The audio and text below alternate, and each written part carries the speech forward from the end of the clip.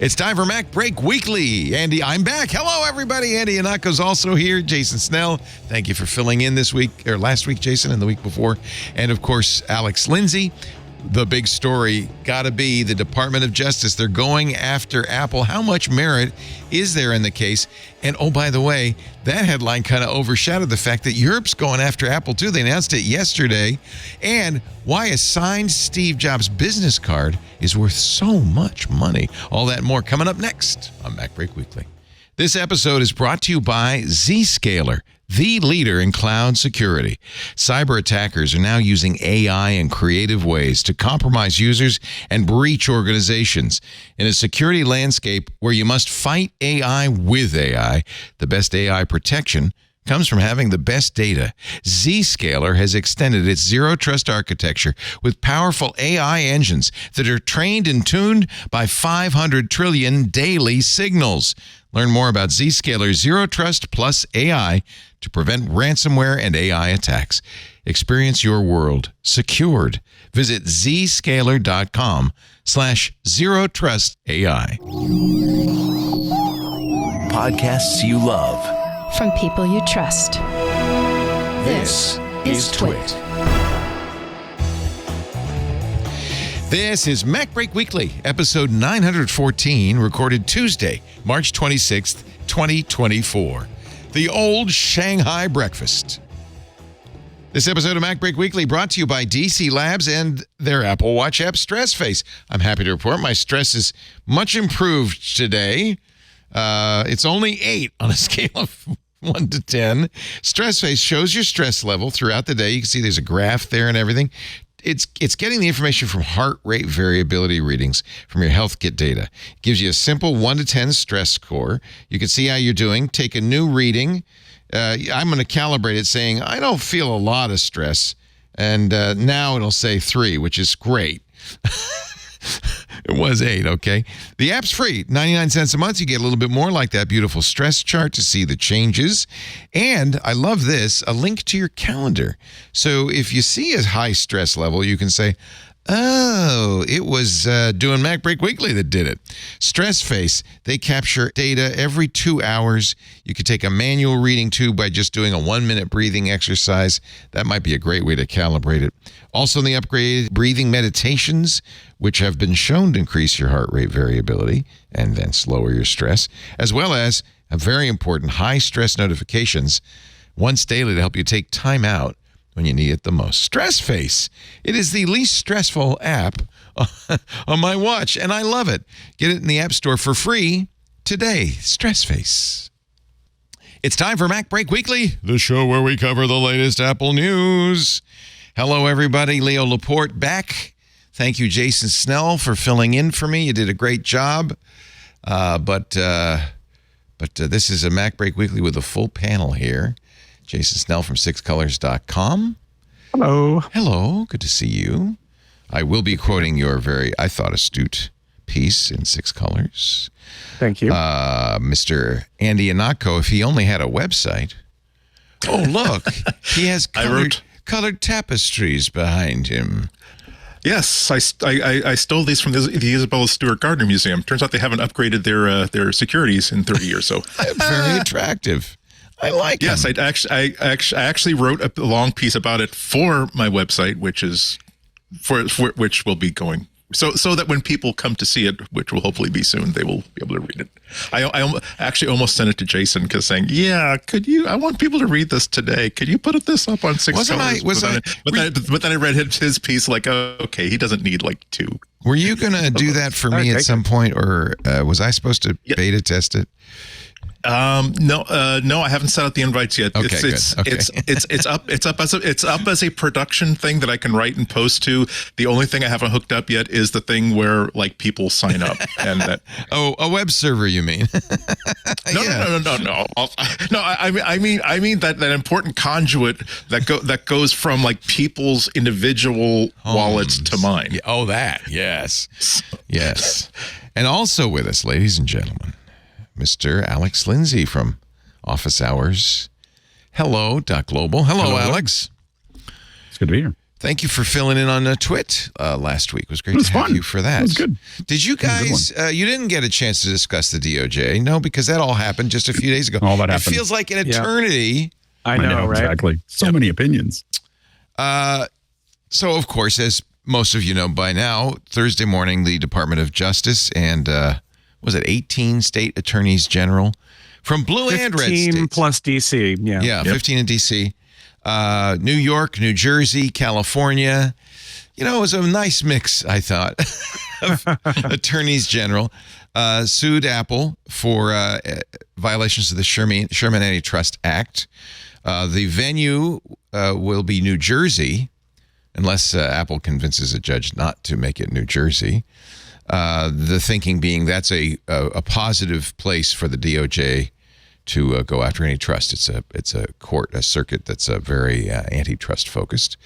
The DOJ wrote a very nice 88-page, well-written, I thought, a complaint that read more like a novel than it did a legal pleading. But and I will say before we get to your opinions on the whole thing, that there's, and I think Steven Sinofsky kind of nailed it. Now, he's an interesting person to write about this since he was the genius behind Windows 8. Monopolist comments on monopolies was what I was thinking. Yeah. I read it. But he did point out He's against the action of the DOJ. You'll be shocked to discover the guy from Microsoft back in the day is against it. But he had some history with the very whole smart thing. guy. And so he had some interesting things to say. But the point that I wanted to extract from his blog piece was there really are kind of, he said two parties. I'd say there's a spectrum going all the way from people who say big tech is evil and big tech needs to be regulated and broken up, and anything the government does in that regard is a good thing. And then there are, of course, on the absolute other end of the spectrum, there are the cult of, he called them the cult of, Cory Doctorow called them the cult of Macists. Cory likened them to a religious cult. He said, of course he did. Yeah. He said, the foundational tenet of the cult of Mac is that buying products from a $3 trillion company makes you members of an oppressed ethnic minority.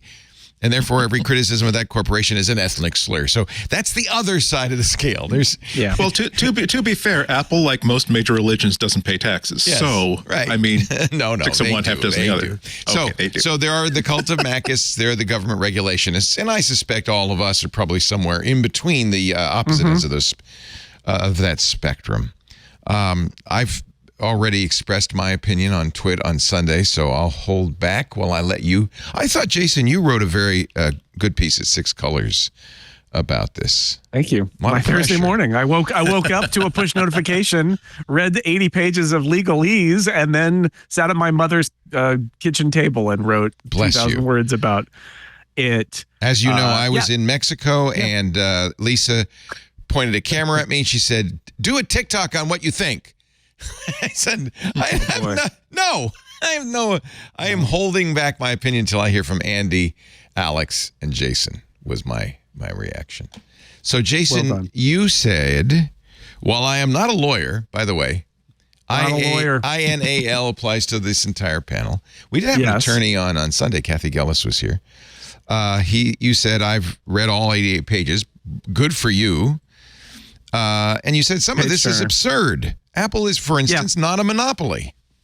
Yeah, I think this is the challenge is for a lot of us. And this is why I'm so disappointed in somebody. I mean, I kind of expect it from Cory Doctorow, but it's disappointing because it's such a lazy take to say, oh, they're occultists. There are those people out there who say Apple can do no wrong, but it's a straw man argument. There are a lot of people. I think one of the fundamental problems with this entire suit, at least the document as written, is that it seems to be coming from a place of people who have this sort of fantasy that really is very familiar to anybody who's been using Apple products for a long time, which is this fantasy that people who use Apple products are dupes of marketing, sheeple, and that they are the eye sheep, and that they only do this because they're conned into it, and then they're trapped by lock-in and they can never escape. When the truth is, the iPhone, people love the iPhone. The customer satisfaction is off the charts. The fact is, people, I think politically that's the hardest sell for this, is that they're trying to attack a product for trapping people, and it's actually a very popular product that people like, and therefore, what exactly is this? Is this a win for them?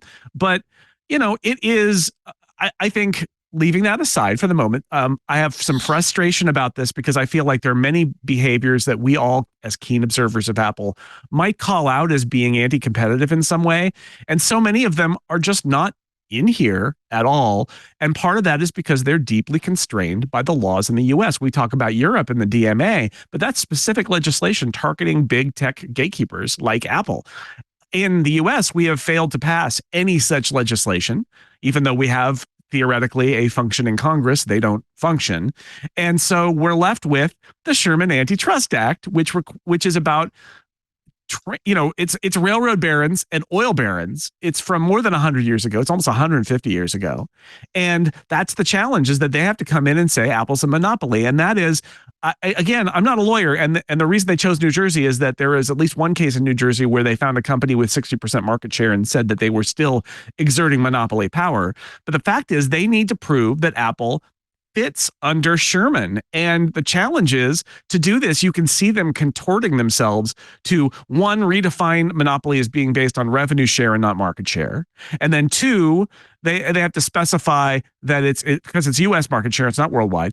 It's just revenue share. And then they say, well, it's the smartphone market, but if that's not good enough, we're going to make a new category called the performance smartphone market in order to get it to be an even larger number. And then honestly, I think their weakest moment in this monopoly argument is they want to have the big number, right? They want to have the big scary number. In court, they're probably going to say that Apple is functionally a monopoly, but for the general public, they want a big scary number in their document. So they finally get to 90 and 95%, which is, whoa, that's a monopoly if it's in the 90s. And their example is, for example, Apple, Samsung, and Google, let me say that again. Apple, Samsung, and Google have 95% of the performance smartphone market. And it's like, well, but that's irrelevant because it's a made-up market. Sherman is not about duopolies or triopolies. It's about monopolies. Smelly. So they're going to have, they're struggling with that one. I think I had that same impression, but Smelly Thief in our Discord, name checks out, says it isn't exactly about monopoly. Let me tell you what the Sherman Act says. Every contract combination in the form of trust or otherwise, trust is a monopoly, or conspiracy and restraint of trade or commerce, the act prohibits monopolization or attempts at monopolizing any aspect of interstate trade or commerce and makes the act a felony. So you don't. There's also 150 years of law. Yeah, right. And Microsoft was 90% of the desktop market when the DOJ went after them. But it is still a factor, right? Because you have to show that something is either a monopoly or is attempting, like I said, attempting to exert monopoly power. Yeah. And it's not, I will say, it's also not illegal to try to be successful in your market. That's not enough either. Right. You have to show that you're exerting it. I'm not saying that they can't. That's why they chose New Jersey, is that in New Jersey, they made that ruling that said that the denture accessory manufacturer or whatever with 65% of the market was controlling the market because it was such a big fish in a small pond that it was able to do that. There's monopsony as well as monopoly.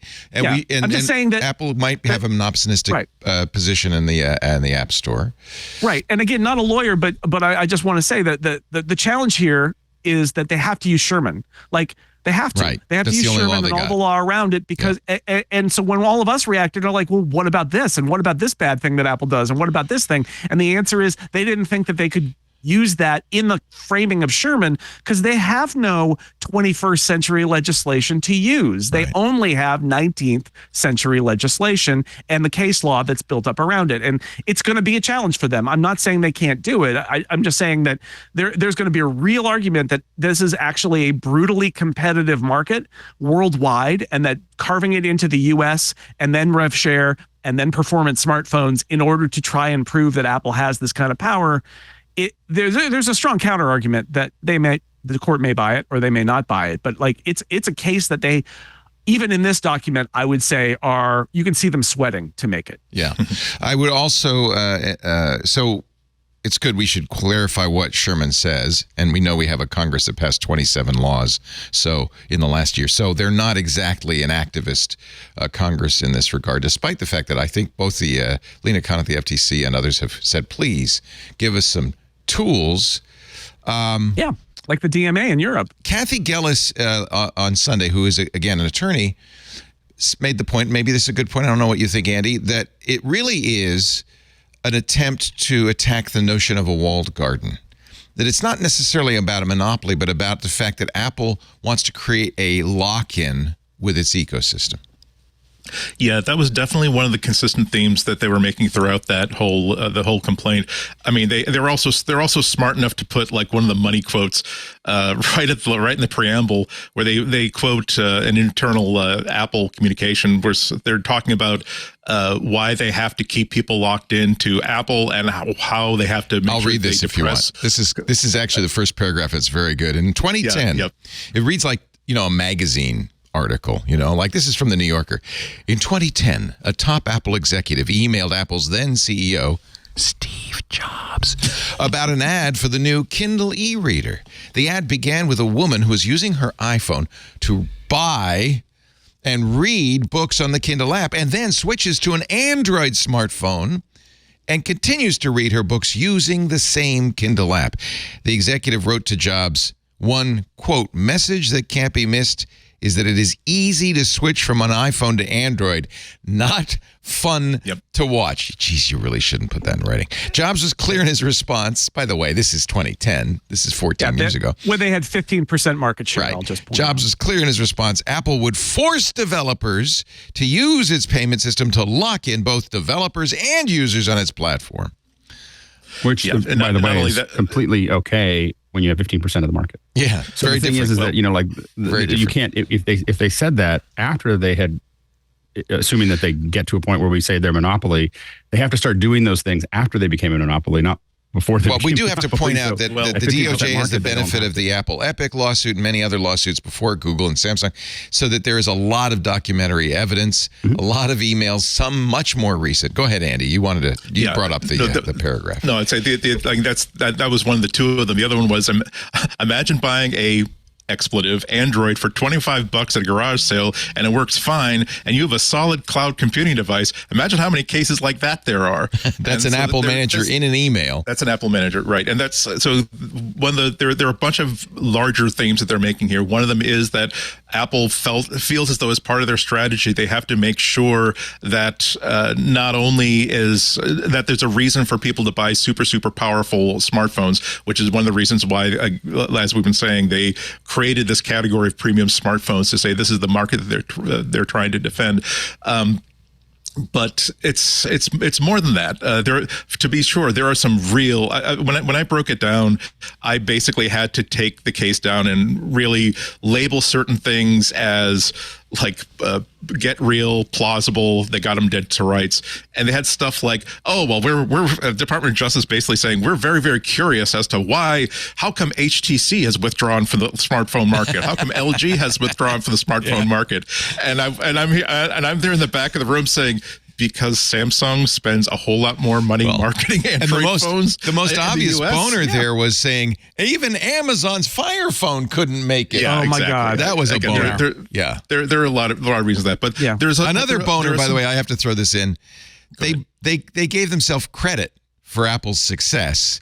This says Apple's fortunes changed around the iPod in 2001. A path-clearing antitrust enforcement case brought by the United States against Microsoft opened the market, and it's thanks to us that Apple was able to offer iTunes on Windows PCs. Otherwise known as the last time we won. The last time we won. This was great. And by the way, Microsoft, them extending the DOJ extended universe from past cases. But come on. The thing is, it's other than the last time we won, it was great. And by the way, Microsoft is still like some days the biggest company in the world. I think you can make a strong case made a huge impact there. Mike, and I covered this back in the 90s, that Microsoft's the lawsuit with the DOJ was beneficial. It didn't break up Microsoft. I think that was their initial goal. They ended up saying, you're going to have a consent decree, we're going to have an ombudsman inside Microsoft, and we're going to stop some of this anti-competitive behavior. I think it's fair to say Google, for instance, would not exist if Microsoft had continued along its path. One will never know. It's a completely hypothetical. But I want to say I am not on the side that says no government regulation ever. That the antitrust regulation is a very necessary component of a free market. Without competition, free markets fail. Yeah. they have to, again, this is an opportunity for Apple to actually defend in court a lot of their decisions. And some of the things in this complaint are actually have some teeth in it. When they talk about, I mean, we've been talking about iMessage for the past year. Now they really have to explain, why were you not including feeds? They keep the DOJ complaint keeps making references to, you are intentionally nerfing your own products to make sure that they still maintain a competitive edge. So Apple has to explain, here is why we decided that, no, we don't want iPhone users to have secure messaging. No, we don't want those beautiful iPhone photos they've been taking when they send them to their grandmother. We don't want them to look as good as they would on an iPhone. They also had a big section on Apple Pay about saying the EU has made a big point of, well, how come you're not allowing outsiders to have access to the NFC chip? And a lot of the reason could be we just don't like the security opening that creates. But they're also applying that correctly by saying, well, that means that if I want to do tap to pay through an iPhone, why do I have to do it through Apple Pay? Why can't I just allow my bank to directly do that transaction itself? Why are you taking 0.15 of a cent, I think it is, off of every transaction? As they have to really defend a lot of these things. So there's a lot of things that are really, really silly. We won't go into every one of them, but there are some of them that will probably contribute to some sort of a settlement. Remember that it wasn't necessarily when the DOJ talks about the victory of the Microsoft Internet Explorer case, it wasn't that they found a conclusion and Microsoft was sent to the dock. It ended the way that most of these things end, with some sort of a negotiation. As the trial goes on, the government figures out the arguments that they're making that aren't really landing. The defendant figures out some arguments that, we are really having trouble figuring this out. I think we can negotiate a better out of this than we're going to get if we let this go all the way to the very, very end. So I do think that this is going to end in probably a better environment for users. But in any event, one of my maxims is that I think that antitrust actions like this are very, very valuable, because they at least force a company like Apple to stop saying, well, because we told you so, or well, because we know what's best. No one else knows what's best for our users. That's fine. You should be able to prove it, and you should not have 80 gigabytes worth of internal emails contradicting what you're saying in public. Yeah.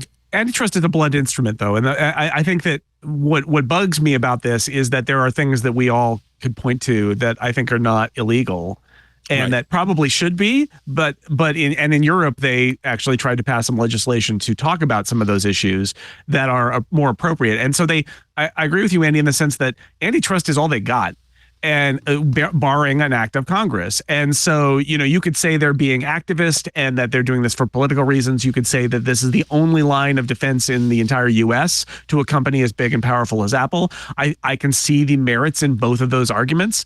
But I think the challenge, the risks for Apple are high, because some of what I think people inside the DOJ, I mentioned the I sheeple kind of attitude. Right. I think there are some people inside the DOJ who really don't get it about why Apple has, they say, it's amazing. They're like, Apple has always made overpriced products that are for the high end. And it started with, and the iPod was like, it's like, that's not true. That's ahistorical. There's a lot of stuff that's wrong. But what Apple always has done is tried to integrate hardware and software. And there is a thread running through this document that suggests that what they want is competition with smartphones. But the danger is that they define it ultimately being there should be no cost to switch, which it read a certain way is the iPhone hardware should be functionally, the software that runs on iPhone hardware should be functionally identical to Android. And at some point you're basically saying, Apple, you can't do your business the way you want, which is to build in your special sauce. That's the extreme argument. But I'm saying so what we have to do is kind of find some sort of middle ground. And Apple has done itself no favors. I think the Apple Pay argument is a great one, because I would argue that Apple built Apple Pay the way it did because it needed, in order for it to get it to be successful, it wanted complete control so it could launch that product in a market that had resisted contactless payment for ages. And they didn't want to go out with a bunch of bank partners that they have to beg to write into an NFC API in different ways from different apps and have it be all scattered. So I think their strategy was, we're just going to put it in the wallet app and we're going to let you put in your credit card number and connect it. And that's Apple Pay. I think that that's why Apple Pay succeeded. The problem is that they never, ever, ever, ever opened it up to third parties to compete with Apple in other ways. And like, if you're at the DOJ, you might argue it's an original sin. They never intended it. By the time, like with iMessage, by the time there were other secure communications mechanisms, everybody was already using messages because it's where the SMSs were always, and that's where they put iMessage. But there's a counter argument to be made that Apple might not have even succeeded with Apple Pay if they weren't able to do it the way they did it. And it's not an original sin. It's a later cardinal sin of very typical of Apple, basically keeping its ball and saying, no. Why? Because I feel like a lot of their attitude is not, we can't compete, which I think comes through in the document. It's like they're afraid of competition. I'm not sure how afraid they are of competition. It's more like this imperious, why compete if we don't have to? Well, we own the real estate, so we're not going to bother. And I think that's where they get in trouble. Let me hold on just a second, Alex, because I want to set you up. I'm going to get you a nice setup of pins that you can bowl at, okay? Yeah. And I think, by the way, what you're hearing here is probably, I think we all agree, probably everybody who listens agree, that it's not an open and shut case, but there's some merit in some places. And I think you're right, Andy. The long-term goal here is not to completely open up the market and make it all Android, but to get some concessions from Apple and make it a little bit more of an interoperable, even playing field. Now, paragraph 16, this is for you, Alex. This is from the DOJ complaint. Apple wraps itself in a cloak of privacy, security, and consumer preferences to justify its anti-competitive conduct. Indeed, it spends billions on marketing and branding to promote the self-serving premise that only Apple can safeguard consumers' privacy and security interests. And this is drawing blood. This is the DOJ sticking the knife in. Apple selectively compromises privacy and security interests when doing so is in Apple's own financial interest, such as degrading the security of text messages, offering governments and certain companies the chance to access more private and secure versions of app stores, or accepting billions of dollars each year for choosing Google as its default search engine. And as we've learned since this complaint came out, maybe even Google as its default AI engine, when more private options are available. In the end, and this is the pull quote, Apple deploys privacy and security justifications as an elastic shield that can stretch or contract to serve Apple's financial and business interests. Go ahead. I give you the bowling ball. Well, I think the first thing to remember is this is going to take 5 or 10 years. Yeah. I mean, this will be in another decade before we actually know what happens here. Took a decade for the DOJ and Microsoft.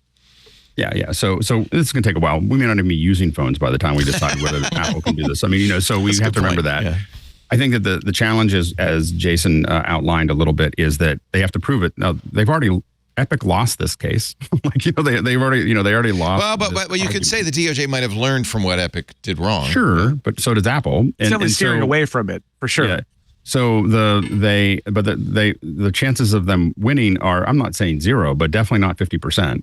And then in addition to that, they have to prove that Apple, once becoming a monopoly, if they can prove that, then started to become monopolistic.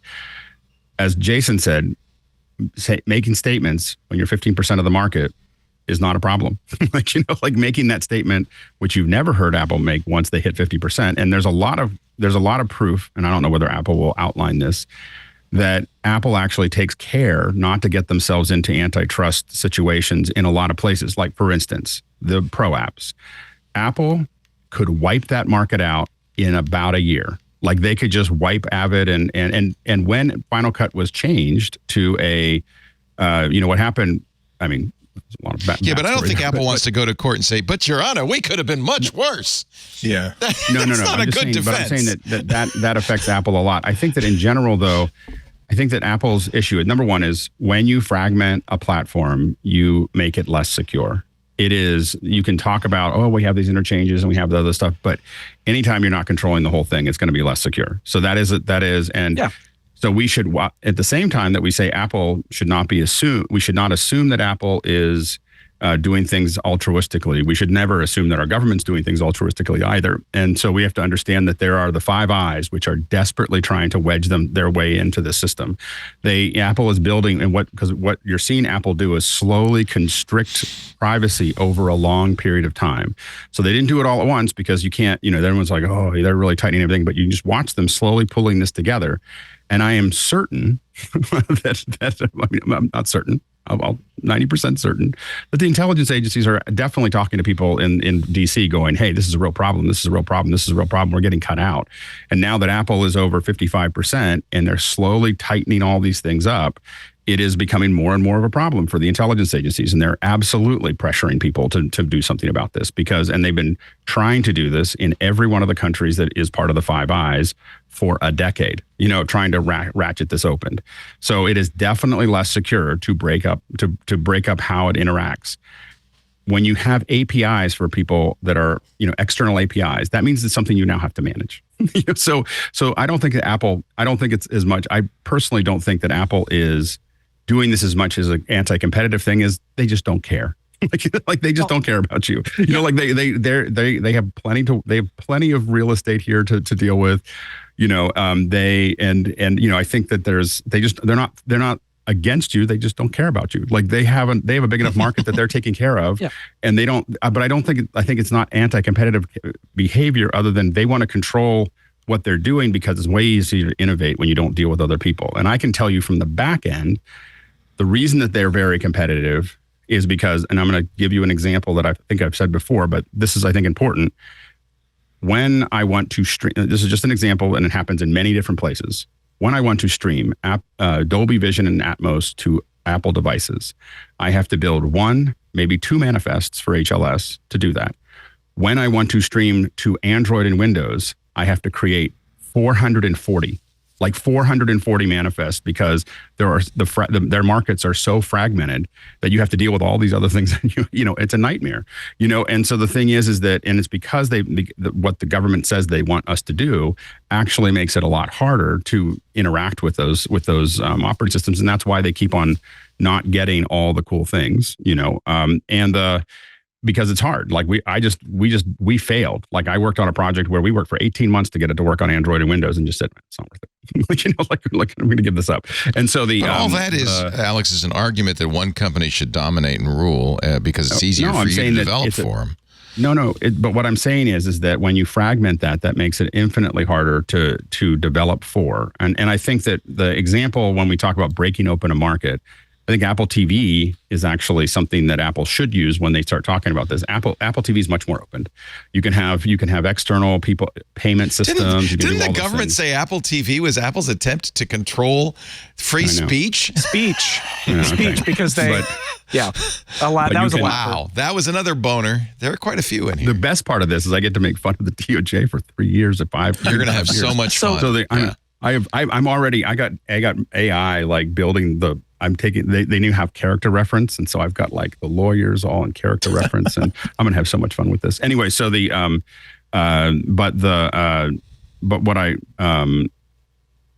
issue is that Apple TV is a complete failure as a platform for apps, and the reason is that I don't know what the reason is, but I can tell you why I don't do it. I was really excited when Apple TV came out with apps, and I was like, oh, let's do it.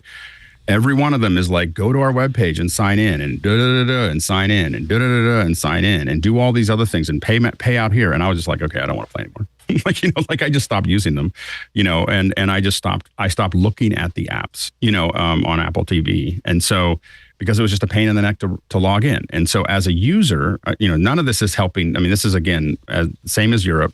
This is a aristocratic argument. These are other rich companies that desperately want to get into the best game in town. I agree. I don't think the users are going to benefit at all. The Apple users are not going to benefit from this. I agree. We don't care. I agree that it's a mistake for the DOJ to think Apple users are trapped. I think Apple users love Apple's products and are happily in the ecosystem. They may be locked in, but they don't mind. I guess it's maybe the best way to put it. There's benefits to the lock-in. Right? There's absolutely there's benefits, and we choose it. It's not that we don't have choice, but I would, Alex, say that maybe the DOJ is considering consumers as well, because anything that harms competition ultimately harms consumer choice.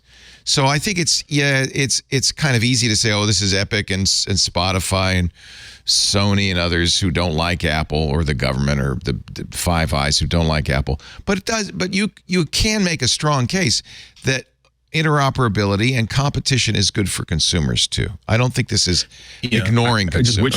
It's not good for the Apple consumer. That's the problem. And I don't know how much of a problem it is for a government agency like the DOJ. They're in theory not political, but it is a problem because people who love Apple are very happy with Apple and don't want anybody to mess with it. Yeah, I mean, one of the categories of takes that I disagree with has been, and this was actually a headline in one post, which is that the DOJ is trying to force Apple to turn the iPhone into an Android phone, which is absolutely not anything that's reality inside this document. I think that they are trying to say not that Apple should make everything completely interoperable with everything else. They're trying to get explanations for, well, how come you're not allowing Wear OS or competing like fitness watches to work well with the iPhone on the same level as the Apple Watch. They're not talking about making sure it has the same access to APIs. They're talking about why is it a second-class citizen on Bluetooth? Why can't they do actionable alerts as you can do on the Apple Watch? They're talking about APIs for music apps. That, again, same thing we've been talking about with the EU. How come when you have an app or service that competes with other commercial apps or services, you retain certain APIs for your own use that makes your apps and services better than that other thing? So a lot of this is not going to be, we insist you have an open app store. We insist that people be able to install Android apps on the iPhone, but they could, what they're basically saying is that, why is it that you have certain rules for yourself that don't apply to others? In some cases, this is the simple answer is because we trust our own employees more than we trust any third-party developer. That's why we give them these incredibly powerful APIs. For other things, they're left saying, because reasons. And these are the things that the DOJ might have them correct in a settlement. My favorite line in the entire piece is that thing about the flexible, elastic garment for as a shield for security. Only because, I mean, this is where you have trouble again, because I think that Apple, I don't believe that Apple doesn't believe in privacy, right? There are people out there who say, oh, it's all a sham, right? Again, those are the straw man arguments. They're on the far end of this. But I will say that Apple does itself no favors by using its legitimate privacy reasons in contexts where the reasons seem less legitimate. And I'm going to give one example that's, I think, not in this document at all, but just as an example. Apple is convinced that you need to scare users about the internet, and that going to a web browser and putting in your credit card on a website is something that leaves you away from the warm embrace and safety of Apple to buy things on the internet. And I'm sorry, we live in a world where we buy everything on the internet, right? And the truth is, Apple is using that to keep people in their payment ecosystem. And they've said it, and they only have changed the rules in very limited ways, and they've done it when forced by governments or regulators to do it. And they've said it's all about protecting the users. And I would argue that that has some basis in truth, in that they could be sent to some place that was run by a fraudulent user of the internet who was taking their credit cards. But the fact is, we've been doing e-commerce on this planet for how long now? And Apple seems to live in a world where e-commerce is a threat to the user because only Apple can protect them. And I'm sorry, I can't read that argument as anything but a pretense, where they've got a little tiny scrap of protection that they're using as a reason to say we can't let apps link out to other payment systems. But what they really want is their cut. That's why they are motivated to do it. And every time Apple makes a behavior decision like that, they degrade their legitimate arguments about privacy and security for their users. And that is, I think, one of the things that is being picked apart by the DMA and will be picked apart by the Department of Justice in this lawsuit. And I mean, we've already seen it. They have 5 points in this, 5 bullet points, 3 of which are already being addressed. not a coincidence, right? Like, not a coincidence. They're like, oh, we are going to adopt RCS, and like, oh yeah, that's a good idea. We're going to make this more open in these other ways. That game streaming's fine. It's fine, right? And that sometimes what I think is, this is the threat that makes Apple change its behavior. I agree. And it's not that they're going to be ordered to change their entire business model. It's that Europe and the US are leaning on them to make specific changes in areas where, again, I think Apple is most the offender, which is Apple's got a competing business to a business that third parties are trying to do. And Apple gives itself an enormous advantage for various excuses and reasons that makes it impossible or very difficult for others to compete with them. And the Kindle is the best example, but there are plenty of others. And that's where the elastic shield comes into it, is sometimes they hide behind privacy We've talked when about it's really not about it. We say that all the time. And we're going to take a break, but I will add the words of the great chess grandmaster Aaron Nimzovich, who famously said in the 1930s, the threat is stronger than the execution. And in this case, I think, the threat from the DOJ, and you're exactly right, and the EU. That was good. Isn't that good? That's why you're the chess. It's true in chess. I don't know if it's true in life. Let's take a little break. We'll come back with more. Keep your powder dry, boys. We're going to go up over that hill again in just a moment. You're listening to Mac Break Weekly. This episode brought to you by Robinhood. Did you know that even if you have a 401k for retirement, you can still have an IRA? Robinhood is the only IRA that gives you a 3% boost on every dollar you contribute when you subscribe to Robinhood Gold. But get this, now through April 30th, Robinhood is even boosting every single dollar you transfer in from other retirement accounts with a 3% match. That's right, no cap on the 3% match. Robinhood Gold gets you the most for your retirement, thanks to their IRA with a 3% match. This offer is good through April 30th. Get started at Robinhood.com/boost. Subscription fees apply. And now for some legal info. Claim as of Q1 2024, validated by Radius Global Market Research. Investing involves risk, including loss. Limitations apply to IRAs and 401ks. 3% match requires Robinhood Gold for 1 year from the date of the first 3% match. Must keep Robinhood IRA for 5 years. The 3% matching on transfers is subject to specific terms and conditions. Robinhood IRA available to U.S. customers in good standing. Robinhood Financial, LLC, member SIPC, is a registered broker-dealer. All right, we're back from a visit with Robinhood. Now it's time to get back to the discussion. Actually, I'm going to give you guys the option, Alex, Lindsay, Andy Anako, Jason Snell. We might have said everything we need to say about this, and we could just wait for a few years till the judge comes in. We can wait. Yeah, we'll pick this up in 5 years or whatever. Whenever I think that, I think that there's very little to know about what's actually going to happen. And again, there's the two problems with the 10-year problem, and I think that some of the timing, I do think, is related to the report that came out about how many kids are using iPhones. And I will say that I think that turned up the volume a little bit, because once you're using the iPhone, the chances of you changing over to Android is very low. Yeah. And when 87% of, and I can tell you to Andy's and Jason and your thing, talking to my kids, they're like, green bubbles are no joke. Like they, my kids are, 15 or 14 and 16, and they're like, no one wants a green bubble. No one wants that. But adolescent angst is not a reason to go to court. No. So, or not to go to court. I don't think that's the justification. What I'm saying is the DOJ can't say that. They can't say it. But here's the issue. When 87% of the students are using iPhones now, what percentage are actually going to peel off 5 years from now? Not many. And so the thing is if that gets up to 90, 95, percent, which could happen in the next 5 years while they're doing this, that becomes much more challenging. It also, I think, may slow. Actually, I think the lawsuit may slow RCS down a little bit, only because Apple, I think, was racing to do that to keep a lawsuit from happening. And now that it's happened, they will probably slow down. Yeah, because the DMA does not impact Apple's iMessages. Yeah, so the thing is, I think that they'll most likely, it's not that they won't do it this year, but they probably won't do it any earlier than December. And if they do it, it'll probably be, this is our first execution of this. Yeah, they might also do it hoping that a judge will see that they are goodwilled. And I think there's also a chance that a judge may say right up front, I'm sure Apple will file a motion to dismiss, and one of their chief causes will be, hey, we're not a monopoly, Your Honor. Now, I should point out, it isn't just the Sherman Antitrust Act.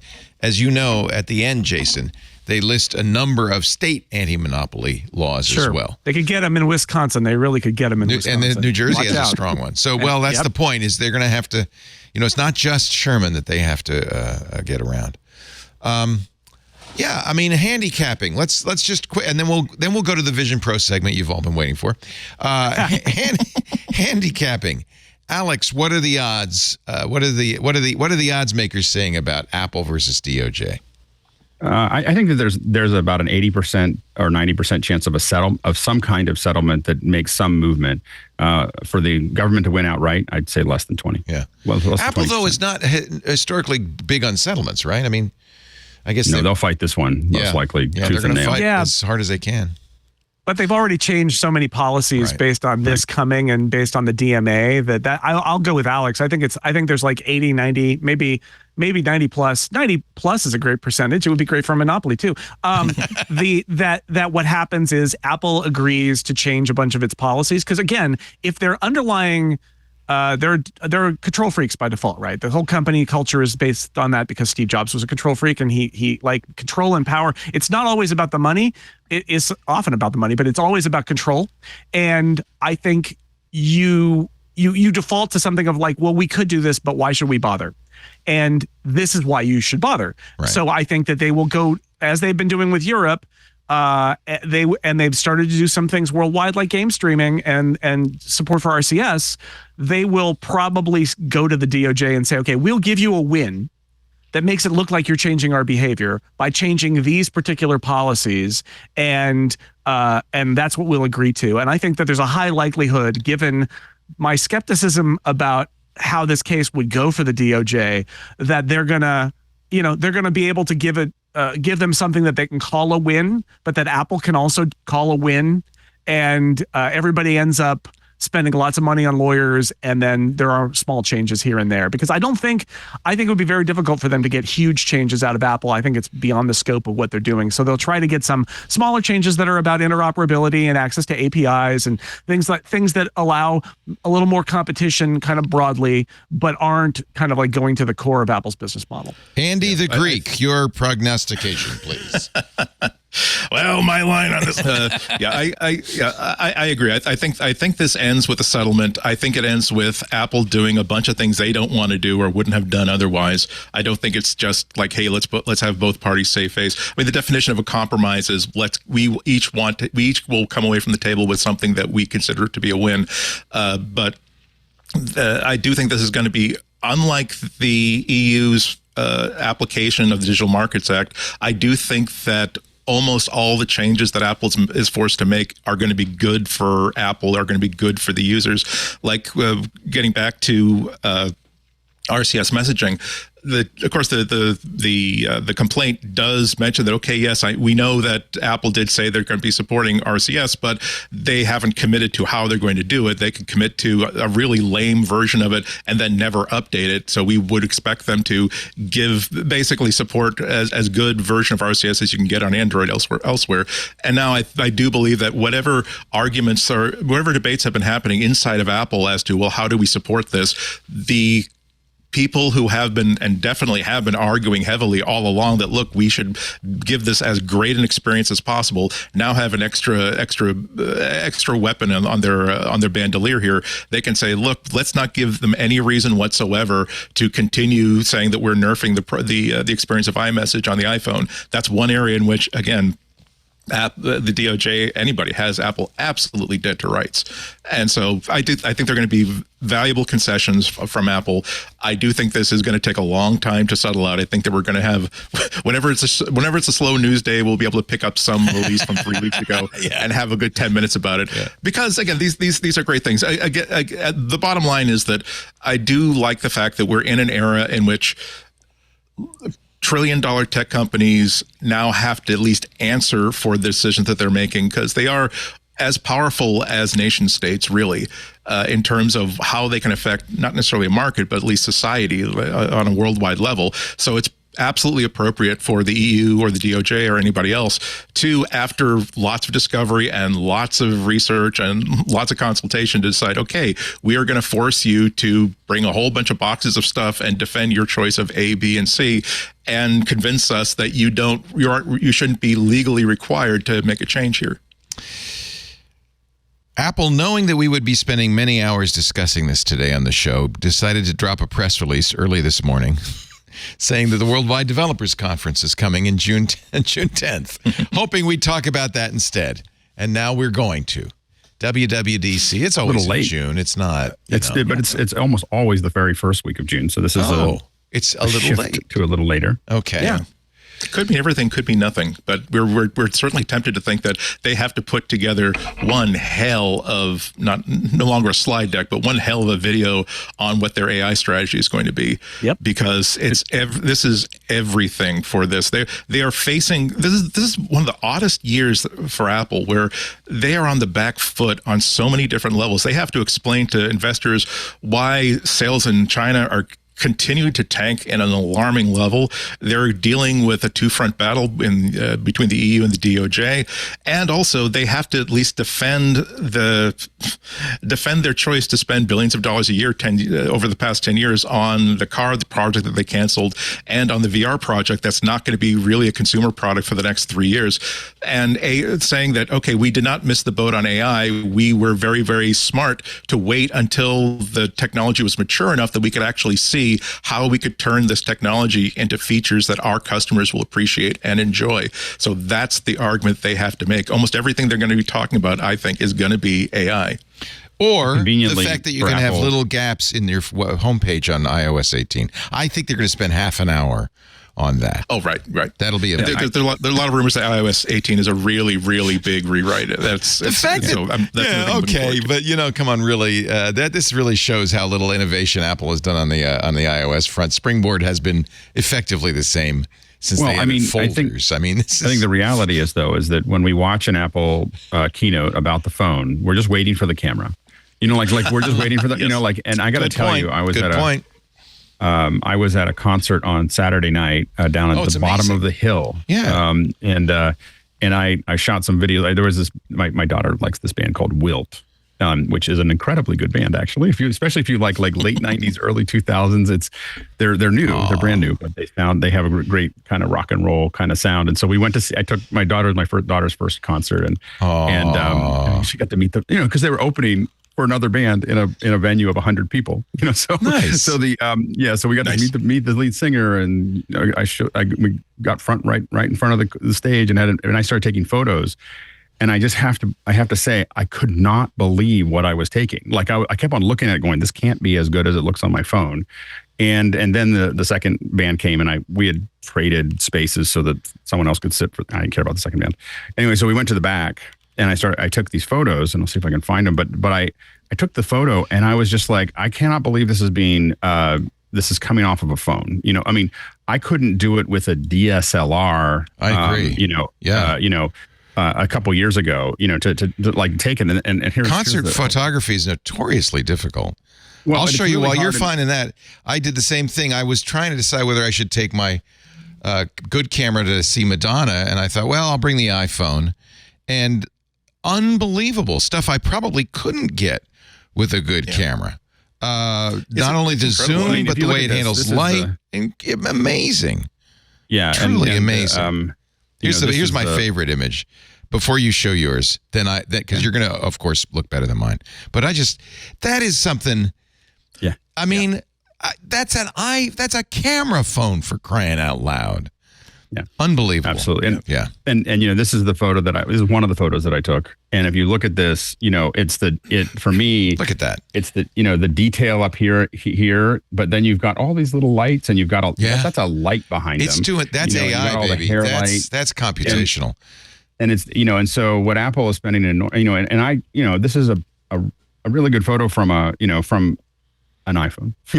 I have an exact look at this. This is the same problem where you have a huge variety. This is what DSLRs don't do very well, because the lighting's all over the place. But computational photo can say, well, I know that those are spotlights in the roof, and that's just highlighting the hair below, but we can make it balanced That's like HDR. This is unbelievable what it can do. So I agree with you. That's all we really care about. Yeah. And so everyone's just waiting for this. So they have, I don't know how. But they don't traditionally at WWDC talk about cameras. No, I'm just saying that when we talk about the innovation, there's a lot of innovation in the underlying principles of those things. Like, for instance, it'll be really interesting to see. Like, what format do they give the keynote in? They're going to give us a video. Are they going to shoot it with an iPhone? But also, are they going to do a 3D version?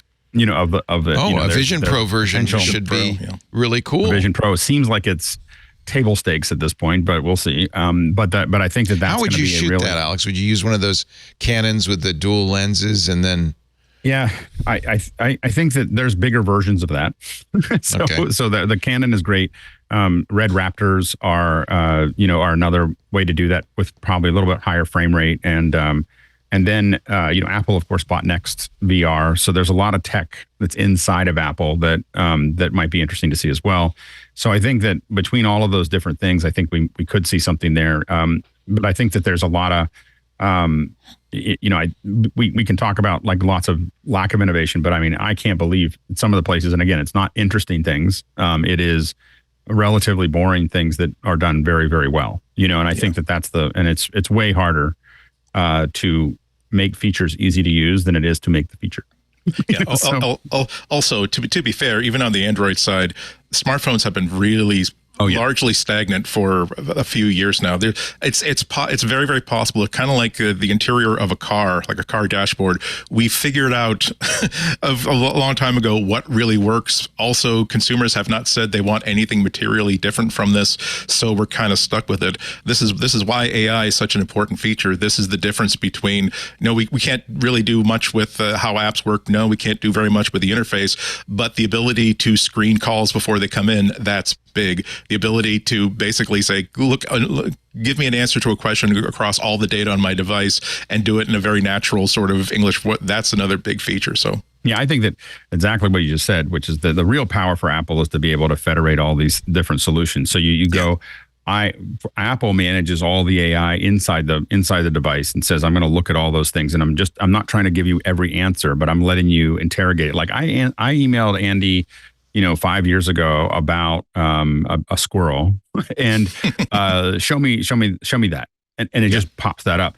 That would be super powerful beyond like trying to search for Andy, trying to search for squirrel, trying to like the way we do it now is crazy. And then the other side of that though is this talking with Google of being able to say, well, when you go to search for something more opened, we're going to tell you that you're going to Google, like you're going to search a Google term. You're going to search, Gemini or whatever, and we're going to let Google answer those questions. And I think that could be really interesting. I'm sure you talked last week about the announcement that or the rumor, that Apple was talking to Google and others about their AI instead of putting Apple's own AI in their phone. And I think Apple traditionally is not in a rush to do anything. I mean, I know people talk about them needing to be in a rush to do those things. I mean, Apple users are not going anywhere anytime soon.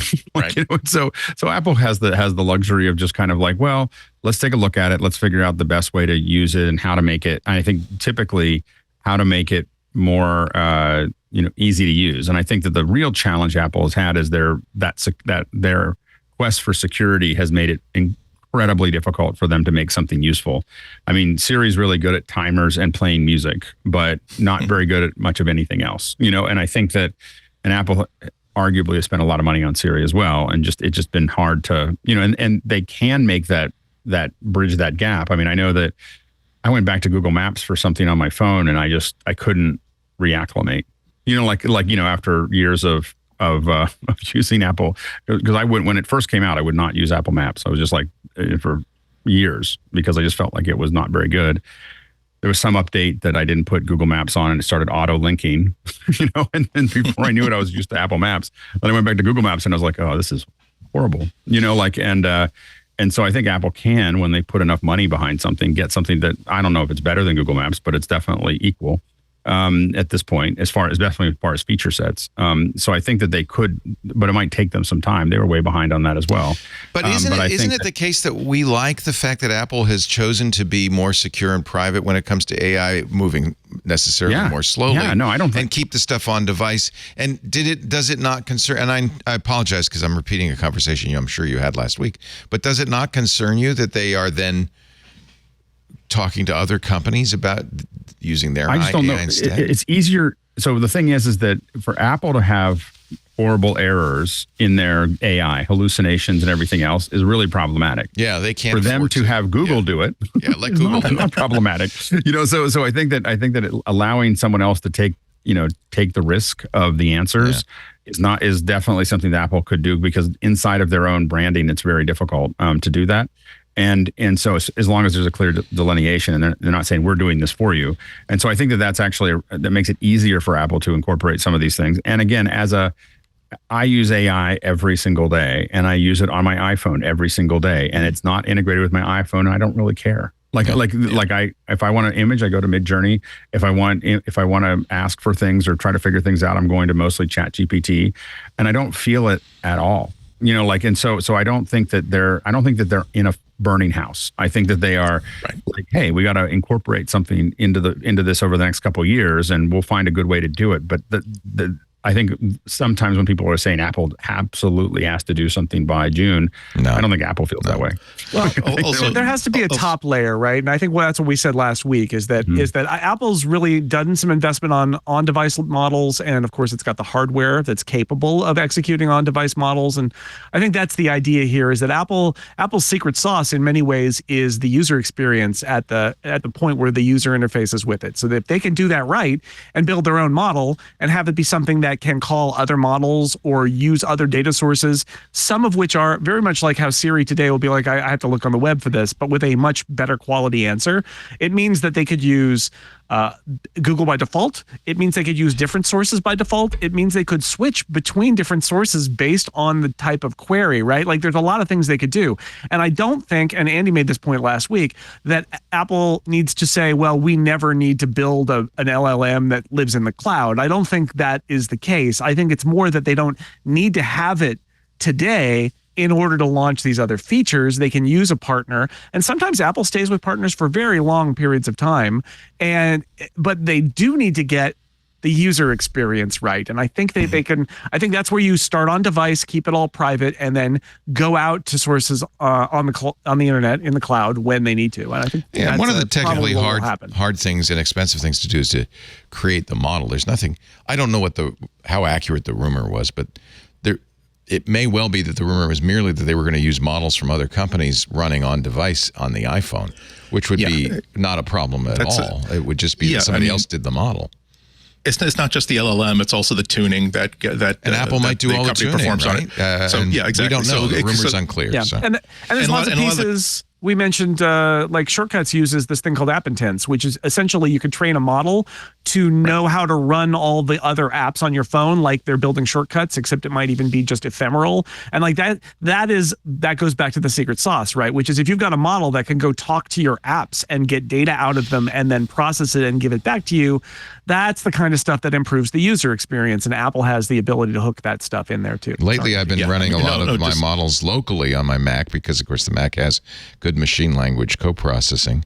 And it's great because you get much of the benefit. The Mistral model is a very big model, very strong. You download it and you can do this stuff, and it's almost instantaneous. It's really quick. It's funny. It's like, wow, I got that answer already. And it's almost as good as ChatGPT. In many respects, it is as good. So it doesn't mean it has to be running on the cloud. That is something that occurred to me just a few days ago, that most of the time when I look at this really, really cool like AI tool, like there are a bunch of new tools for upscaling photos and basically taking a screenshot and turning it into a photo, not through generative AI, but really just through heavy math and understanding what noise looks like and what blur looks like. And then I want to download it and check it out. But I was like, oh, well, you need an NVIDIA like 4080 with 32 gigs of video RAM on it, or you need a pair of these cards. I'm wondering how much the top end of AI tools are going to be limited to just like Windows boxes, simply because there really aren't any Macs where you can just stick stick the required graphics cards in there, because it's these graphics cards that are powering so many of these AI models. Yeah, I think on that device. Anyway. I think Andy's really right. I mean, I think that the real challenge is NVIDIA is, I mean, if you didn't see the NVIDIA keynote last. Yeah. Holy smokes. Yeah, like $30,000 processors. Yeah. That was Steve Jobs introducing the iPhone level of giddiness from that CEO. That's a company that knows that we've got something that's really good. Doing a great job. We covered that, by the way, and you can watch our stream of it with Jeff Jarvis and Micah Sargent last week. I will say, for all the things I say about how much I dislike watching people talk on stage, he did such a great job. Like they just did. I mean, NVIDIA really knocked it out of the park. But it also really shows you how this, I mean, beyond many of the things that could catch Apple, not working with NVIDIA and how and the speed at which NVIDIA is moving, it could become problematic over time. What about, okay, so I thought there'd be new iPads by the time I got back from Mexico. I'm sad to say that Mark Gurman has been wrong all month long. What do we think? Do you think they're holding off till WWDC for new iPads? No. He said he actually hasn't been wrong all month long, because he said for a while now, for about 3 weeks, I think, that there's an OS update, iPadOS update required to launch the new iPads, and it's not ready. So he obviously has a source in the OS group. Yeah. That is, and yeah, there's obviously some feature that is enabled on these new iPads that requires that OS version to ship, and his sources have said it's not ready, and it's not going to be ready until, I think he said, early April. Which is why that's next week. I think the soonest we would see an announcement is next week. And it might be later. He hasn't said that, but he has said that the OS is the gating factor there. So it might be as soon as next Monday or Tuesday. They thought it would be March today, actually. And he thought it would be now. Yeah, today. But the hardware probably is ready. But the software's not. OLED iPad Airs, Pros, enhanced iPad Airs and Minis, maybe, yes? Pros for sure, Airs probably, and then Mini and the adjectiveless iPad more like up in the air. But if I were them, and if they were ready, after a year of not having new iPads, having an iPad blowout where you update all the iPads at once seems like the ideal. But again, if the Mini's not ready and the low-end one isn't ready, then maybe not. What are they waiting for on the OS? What do they need on the OS for this? It's a mystery, right? I think there's going to be new accessories, Apple Pencil, or that new keyboard that is rumored that's going to have some more functionality than we have seen up to now. And either one of those, a new pencil or a new keyboard, or both, that probably have to have a special version of iPadOS to work. Let's take a little break. Then we will come back and talk about one thing that Apple will have to patch, kind of a big bug in Apple Silicon that apparently is not patchable. And I know Steve Gibson will be covering this in great technical depth later today on Security Now, but we'll mention why you should not worry about it, I think, is what we'll probably say. But I'll have to defer that to our panel of experts, our peerless panel of prognosticators, Andy Anatko, Alex Lindsay, Jason Snell. You're watching Mac Break Weekly. Our show today brought to you by ZocDoc. Now, we all know there are things in life you have to compromise on. Apartments in your budget, the upstairs neighbor who's a drummer. But when it comes to health, there should never be a compromise. And there doesn't have to be if you check out ZocDoc, where you can find and book doctors who will behave the way you want them to, make you feel comfortable. They'll listen to you. They'll prioritize your health. ZocDoc, ZocDoc. It's a free app and website. I use the website where you can search and compare highly rated in-network doctors near you and instantly book appointments with them online. Now, here's what's really cool about ZocDoc. Every doctor has verified reviews from actual real patients. This is important because different doctors have different styles and different patients, different consumers like different kinds of doctors. Maybe you want a doctor that gives you every possible detail and option. Maybe that's too much information. You just want the doctor to tell you what to do.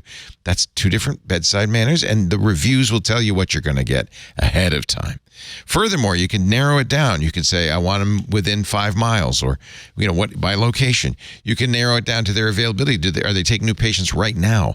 Can I get an appointment tomorrow? You can narrow it down by the insurance. Look at all these, and by the way, it's not just doctors, it's dentists, it's chiropractors, it's a lot of different disciplines.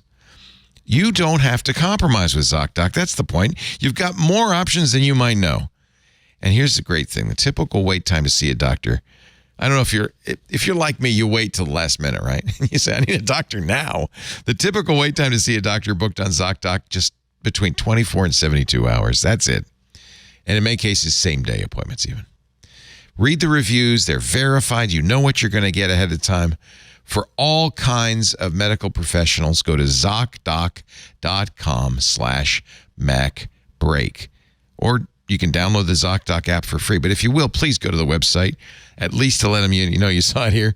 Find and book a top-rated doctor today who takes your insurance, who's available, who's ready. ZocDoc.com/MacBreak. ZocDoc.com/MacBreak. We thank them so much for supporting MacBreak Weekly.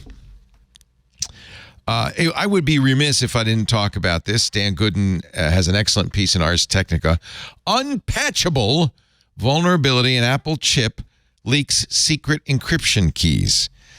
And I'm sure Steve will talk about this in greater detail, but I think from my layperson's point of view, this is very similar to the Intel AMD problems with Spectre and Meltdown. The problem is when you have a chip that's optimized using speculative execution, branch prediction, that you can sometimes get in a situation where it leaks information. Apparently, the Apple M series, all the M series of chips, can be used to extract secret keys from Macs when they perform widely used cryptographic operations. This comes from a research paper that was released last week. It's a side channel attack allowing end-to-end key extractions when Apple chips run implementations of all the best-known cryptographic protocols. And it can't be patched directly because it's built into the way the silicon itself is designed. It's part of the micro architecture. Just like Spectre and Meltdown will, where there are mitigations that you could apply, but Gooden says it drastically degrades MC series performance when doing these cryptographic operations, especially on earlier M1 and M2 generations. Now, here's the reason you don't have to worry. The vulnerability can only be exploited when the application and the malicious application and the cryptographic operation are running on the same CPU with normal systems. They don't have to have special privileges, but on the same CPU, which essentially means this is a bigger risk in the server farm where the CPUs are often shared than it would be at home. Have I said that all correctly? Anybody want? Or if you're a high value target. Yeah, I mean, there's a bunch of footnotes here. The M3 processor actually has a bit that can be set that turns this feature that has this bug off at the cost of some speed. It's unclear to the paper writers what that is. Also, interestingly, Apple's efficiency cores on these processors don't have this feature and therefore do not have this flaw. Oh, interesting. And although Dan Gooden's article says that would have severe performance or significant performance penalties, I don't know. Apple's low speed, low power cores are actually pretty fast. So I think the answer is there'll probably be some fixes that will make certain cryptographic functions slower and that regular users will never notice. Right. And it's probably not something that would impact them, but it is a real thing. And I think what I saw one person suggest was if you're like a big crypto person and you've got millions of dollars in a wallet, you should be aware of this. That's probably more that serious. One's where it's worth it for you. Yeah. And it's not a 0 day. It's an academic paper with the proof of concept. It's functional, but it has not been spotted in the wild. Yeah, we should point out that Spectre and Meltdown, as far as I know, were never exploited in the wild. We never heard about it anyway. And I think the patches for those also people were very worried we're going to slow down the Intel and AMD chips significantly, and it turns out they weren't as big an impact as we thought. It's not exactly the same problem, but it's as far as I can tell with my limited capabilities, a similar problem with something called pointer chasing DMP. You never want to do that. And it's weird that it only does that on the non-efficiency cores, the performance cores. I guess that makes sense, right? The issue is sometimes memory content is confused. And you never want that to happen. Steve will give us controlling access to $12 million in crypto. Like Jason said, like yes, you have to be targeted, but with crypto, it's like, that was, so you thought you were a millionaire. Yeah. Not anymore. Yeah. It's the memory dependent prefetcher. As I said, Steve will no doubt cover this in greater detail. As, by the way, he will also cover Pwn to Own. There was some great action at Pwn to Own in Vancouver the last couple of days, so we'll talk about that. We also lost in the news about the DOJ suing Apple. The EU has announced yesterday that it is probing, and that can be very painful, Apple, Meta, and Alphabet under the Digital Markets Act. These are the first three to face full investigations under the DMA, and it's all about the App Store. So the hits just keep on coming for Apple. And I think that the EU has a much greater chance of creating some changes from Apple than the United States does. They just have more tools. Well, I remember they fined Apple $500 million. Right. And again, already. It's still in the EU. so I think that I think Apple will keep on making the changes that they want as they force them through, but only in the EU. And so I think that it'll have limited impact, but it'll give us a sense of it. Yeah. And remember that the Digital Markets Act, it's not like it's designed to address antitrust, but it's not an antitrust law. It specifically says, here is a list of things you are forbidden to do, and if you do them, we will punish you. Not to say that you have harmed consumers and the marketplace to the tune of X dollars, you will pay an X dollar fine. It is, we don't want you doing these specific things. If you do these specific things, we will fine you to a level and extent that will make you feel pain and encourage you to not do that again. So that's why these kind of the DMA is a lot more third rail-ish than anything the DOJ can come up with. And some of this is stuff we'd already talked about or knew about, concern that Apple and Alphabet imposed, quote, restrictions and limitations that constrain developers' ability to promote other services. But here's one that's kind of interesting. It's new to me. The Commission said it was looking at whether Apple was meeting its obligations to allow users to, quote, easily uninstall any software applications, change default settings, browsers, and search engines. So I guess maybe uninstall Apple's built-in apps, or, you can't uninstall Safari. I think there was a time when you couldn't do it, and I think now you can. I know there's a bunch of them that I uninstall. Oh yeah, I always do. Yeah. But some things you can't, right? And you probably wouldn't want to be honest. I think some of them are like, we're protecting you from yourself. Like if you take that one out, the place gets a lot less functional real quick. So yeah. Anyway, that got lost in probably all the noise from the DOJ. But this is Apple's going to fight this battle on many fronts. All right, couple of big acquisitions we should mention. You talked about Red, and we hadn't talked about this when that happened, but Nikon bought Red. Is that a big deal, Alex, or no? We'll see. So both it's a company that has both companies have struggled in their own verticals, and so it's combining two verticals to see if it makes more. So I think that Nikon has had trouble finding its footing. In the recent past, Canon has a lot of its own stuff that they have a lot of video tools that have been successful. Nikon is not. Nikon about 8 years ago bought Mark Roberts, which is they do really, really high end motion control. So they've thought about these things. I think that Red also, while they revolutionized the film market when they came in, they've kind of they've been squeezed really hard by the fact that. At the top, you have Arri and Sony, and so you have the Venices and the Arri, a variety of Arri tools. And the thing you have to remember is that sure, they're more expensive than a Red, or they're really expensive, but the problem is you're paying rental. Like when you're shooting a film with those cameras, you're paying it's a day rate. You're not buying the cameras for that. So it's a little less sensitive, and the numbers don't look as far apart as it would when you're purchasing them. On the bottom end, or not on the bottom end, but the less expensive end, of course, Blackmagic really became very effective in that area. But also, importantly, Canon and Sony pivoted extremely effectively. So they, so much faster than we thought they would, and especially Sony. Sony has really done a great job at getting cameras into a affordable level. Like the one I'm on right now is an FX30. It's $1,700, and it looks pretty good. My wife is on an $800 EV or E10, the ZV E10. And it also, has a great. Sony makes the sensors for a lot of these other companies too, so they have certain advantages. They do, but the key is that you can make a sensor, but how do you make something that's inexpensive and so for instance, the creator of the movie was all shot on an FX3, which is kind of crazy. But then you have the FX6s and the whole FX line, and so Sony really got into that sub $10,000 level. But not only did they get into it, their engagement with creators has been extremely effective. I actually was invited and went to one of their creator events where there's a bunch of Sony reps.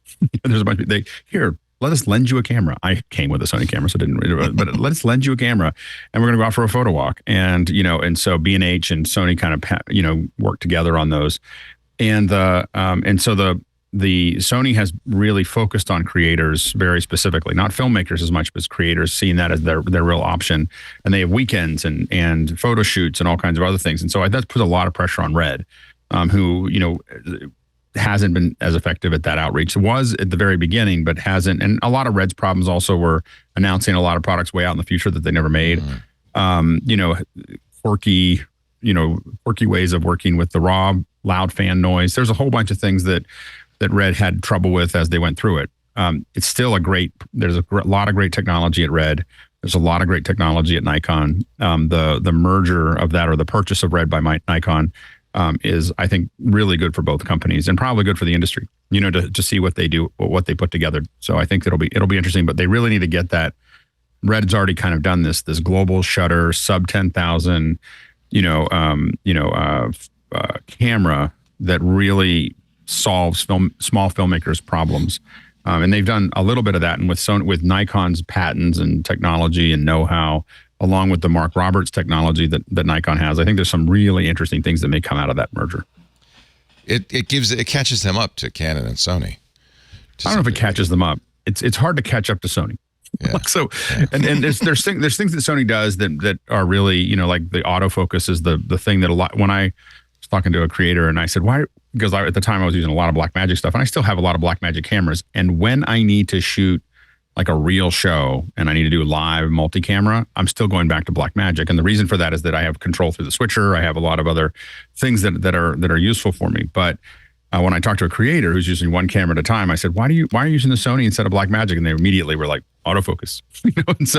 And autofocus turns out to be really hard. It's one thing for a camera to do it for a still photography, but doing it with video and doing it smoothly is super hard. And Sony spent a lot of energy and time making that happen.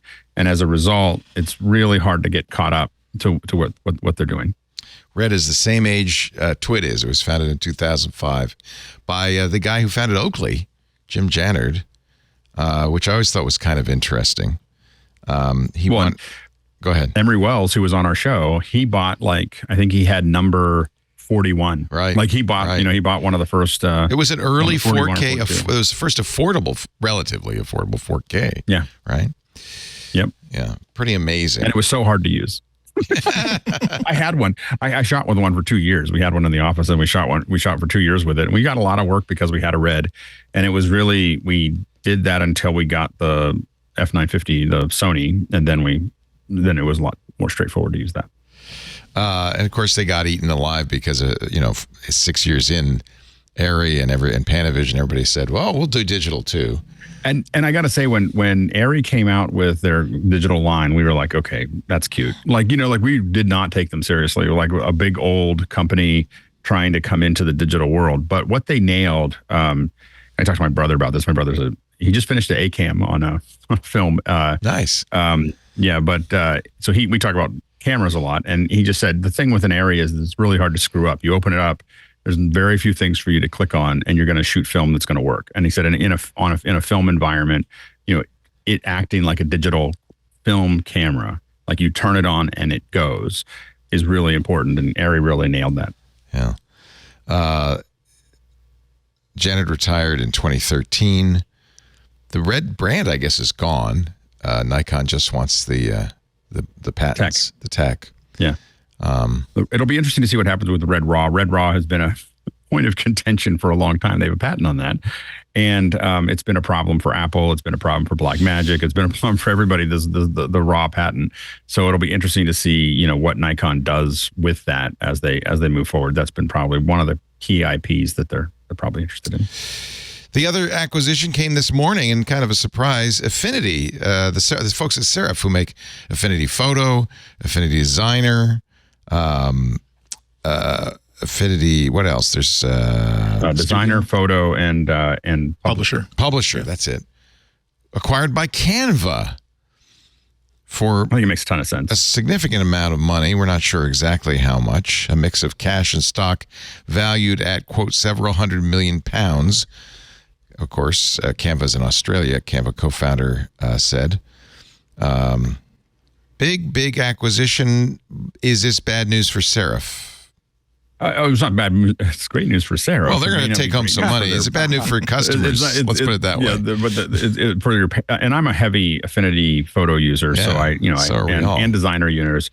And the hard part is that Canva is a subscription based company, web and focused, right? We all moved. Well, so Canva really is a presentation tool, and so it's a presentation tool. But generating that core content, what makes Canva great is tons and tons and tons of templates, and really easy to throw together something that looks very professional without having any skill. Like it has a bunch of stuff that all you have to do is know what your content is, and they're going to help you put it together and make it look pretty. And it's somewhat cookie cutter. Let's be honest, but it's right. But there's a lot of communication when you're throwing something together for your school or for your corporation or whatever. There's a lot of, like, when you're doing a big event, you need a designer. When you're doing announcements, you just want Canva, and so being able to just throw those together without having to have a lot of design knowledge has been really useful. The problem that they have is generating the raw content for those is not something they have a tool for.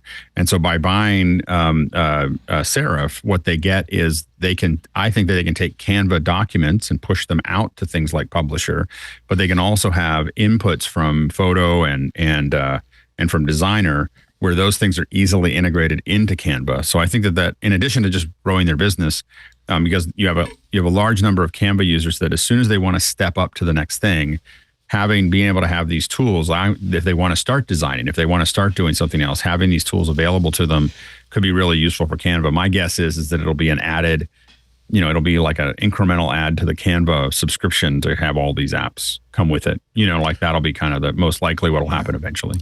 I think that one of the things that people are most afraid of is it's one of the reasons why people have been using these tools on the Mac and the Windows is because they don't want a subscription based version of Photoshop or Illustrator. So they like the idea of, hey, I gave you some money, that's it. I now can use this forever. So plus the idea that now they have to make up like a few hundred million pounds of purchase. I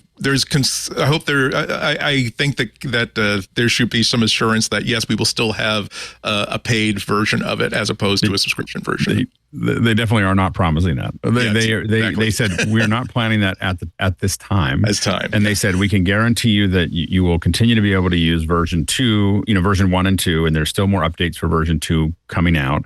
But my guess is that it's going to get rolled in. It could be as easy as rolling it into the Canva subscription and not charging anything more. And these are just added tools that you get with the Canva subscription. And that would be, just sweetening the pot. That might be what they, what Canva tries to do with it. But yeah, there's definitely, when you look at the announcement, it was definitely not promising that they were going to not do subscriptions. I mean, that is Canva's bread and butter. And the reality is it's a pretty good business, and it's hard because a lot of us did move to Affinity and Pixelmator because we didn't want to keep on paying subscriptions. My problem is that I'm still paying for Photoshop and Illustrator because Canva or because Designer and Photos, for me, I think they are for most people, but for me, they're just not quite enough. It's like they're so close, and I keep on trying to do more work with them. But I always get into this thing like, oh, I need alpha channels, or oh, I need this certain kind of this tool in Illustrator that Canva does, that Designer doesn't quite do as well. And so those are the things that I think for the high end, I think Adobe still has where it's at. But I think that, and I think that again, adding this is the perfect line of tools to add to Canva and make it something as part of one of their subscriptions. Maybe their medium or high subscription just comes with the software. Yeah, they got like 170 million monthly users of Canva. So yeah, it's a very easy step up from those users. If you look at the purchase, we have 170 million users, and you get them all to pay $5 or more a month so that they have access to all of these apps. Worth the purchase. Yeah. So, I'm a happy subscriber to the Adobe Photo package. I mean, for me, $10 a month to get the full Photoshop plus betas, the full Lightroom plus betas, plus all the cloud apps and the mobile apps. That's a damn bargain. But I keep getting very, very close to buying Affinity Designer, because that's the one app where I want to have it handy whenever I need it, but I rarely need it. And this morning's announcements really got me thinking, maybe I should buy 2.0 sooner rather than later. Yeah, it's 70 list for Designer, and I'm one of those people too. I pay for Photoshop in the annual plan, but I'm not ever going to pay for Illustrator, even though I need it a handful of times a year.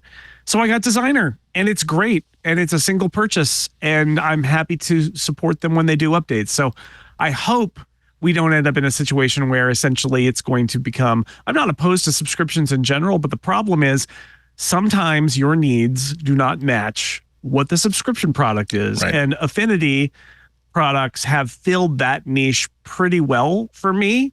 And it would be a shame if that goes away at some point, but I'm a very happy Affinity Designer user. I'm using it more now that I have it. I was using an ancient version of Illustrator for ages and realized I was going to have to keep running it in a virtual machine at some point, a standalone version of Illustrator.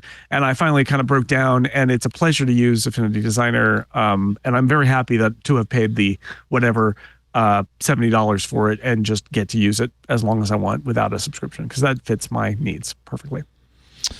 In other news, Tim Cook, little tour of China to announce the launch of their new Shanghai store, and more, maybe importantly, to visit all the developers and companies that are making hardware.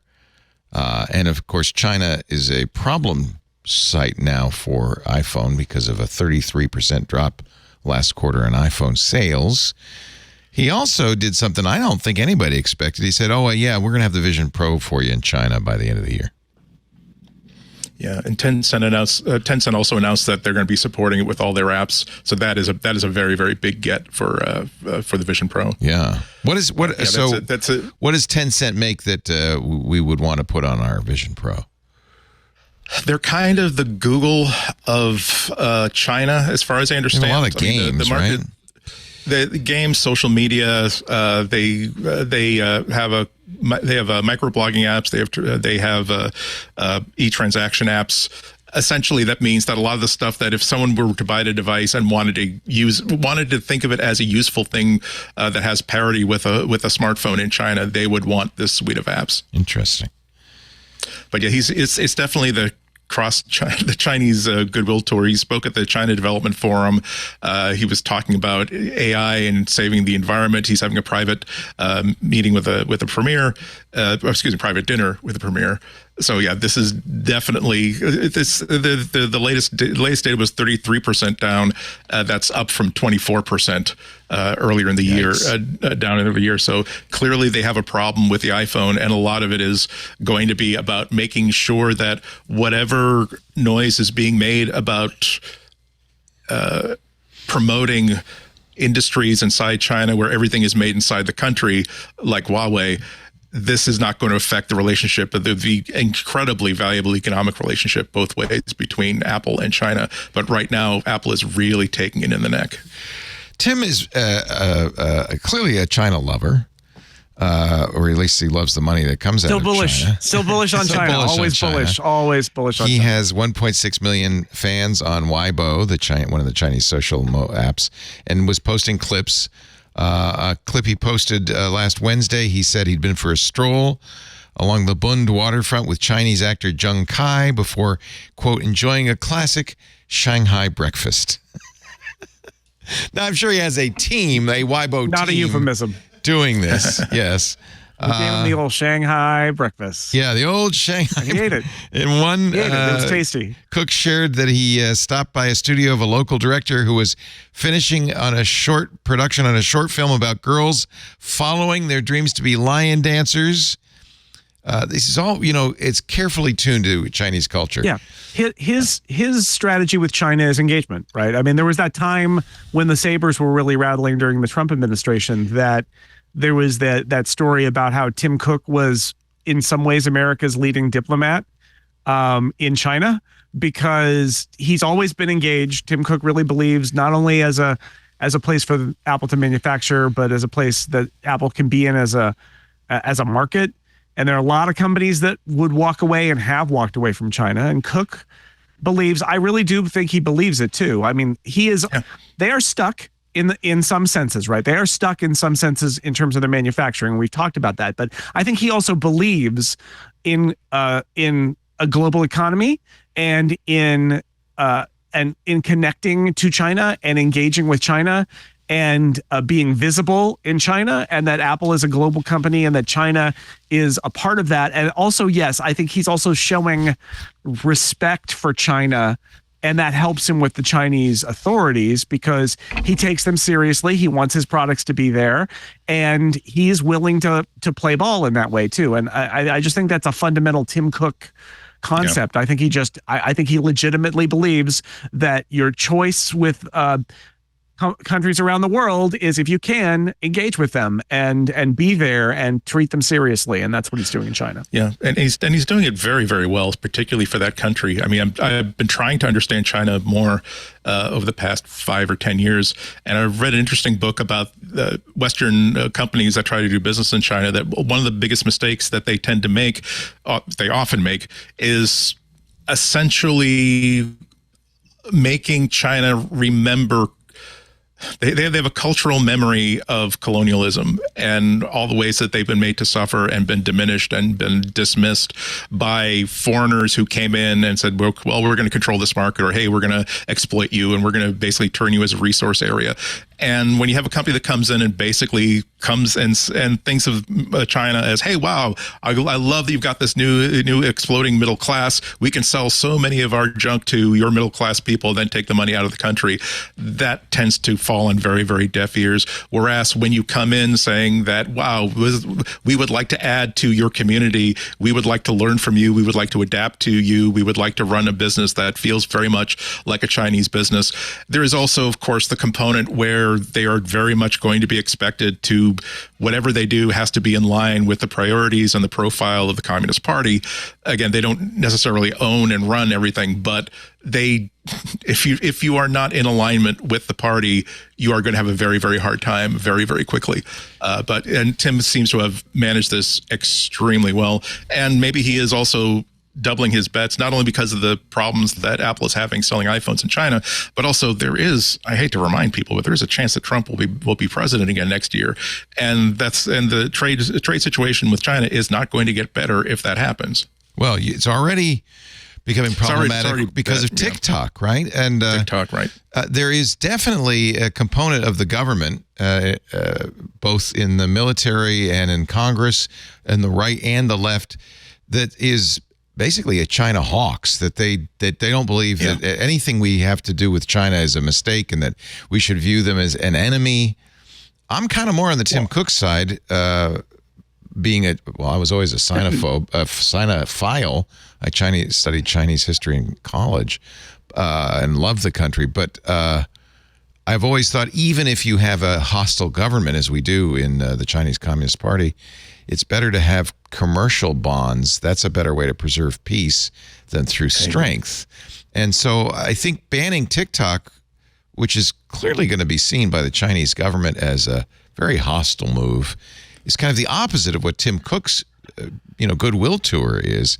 He's kind of running counter to what the federal government even today is proposing. Yeah, just quickly, I am pleased to see that there is some movement in Congress by saying, well, let's declassify some of the briefings that Congress has been receiving about the threat that TikTok represents. I do think that it is potentially big threat. Again, TikTok is not, it's overblown to people who are thinking, oh, well, TikTok is an open conduit to the Chinese government. It's going to be an espionage nightmare. But nonetheless, again, TikTok is expected to align themselves with the desires, the goals, and the interests of the party and the government. So that's not ridiculous to think that that is a problem that should be nipped in the bud. But Congress is not making their case well by simply saying, oh, well, they're Chinese, we can't really trust them. I really wish that they have the ability to say, here is specifically the threat that we're looking at. Here are things specifically that have been done in the past that we think is only going to be made worse. Otherwise, it's really hard in the United States to say everybody who loves and uses TikTok as their communications way, as their entertainment way, as their news way, we are telling you you can no longer use that app. In the United States, that is not going to fly. Well, the interesting thing here, first of all, I just want to say, Tim Cook, I can't imagine Steve Jobs managing all of the things that are happening with the governments and the issues with China very well. Like he wouldn't this is Tim Cook's briar patch, absolutely. As far as like figuring this out. No, Steve Jobs was never a, he would have just been telling diplomat everybody in any form or fashion. And Tim Cook is the essence of diplomat. How do you say you're all bozos? And Exactly. But I think that and I think China is trying to step away. I mean, Apple's trying to step away from China a little bit, like trying to find other places to manufacture just in case they get blocked. And I think China makes it harder and harder to stay there as well. And also, I think that the risk for Apple is that China has some pretty significant economic challenges coming up. They've created the exact polar opposite of a population bomb. It's still a bomb, but they're going the other direction really fast, and they're not able to get traction on that. And so their real estate and everything else is pretty complicated. The TikTok thing is interesting. Is that I think that the primary, when you watch the interviews with most of the Congress, they're not talking about espionage. They're really talking about the ability to move the American public significantly and quickly. And the problem is TikTok did exactly what they were afraid of, which is they told everybody to call Congress. And it was just like they put out an alert that told everybody to call Congress.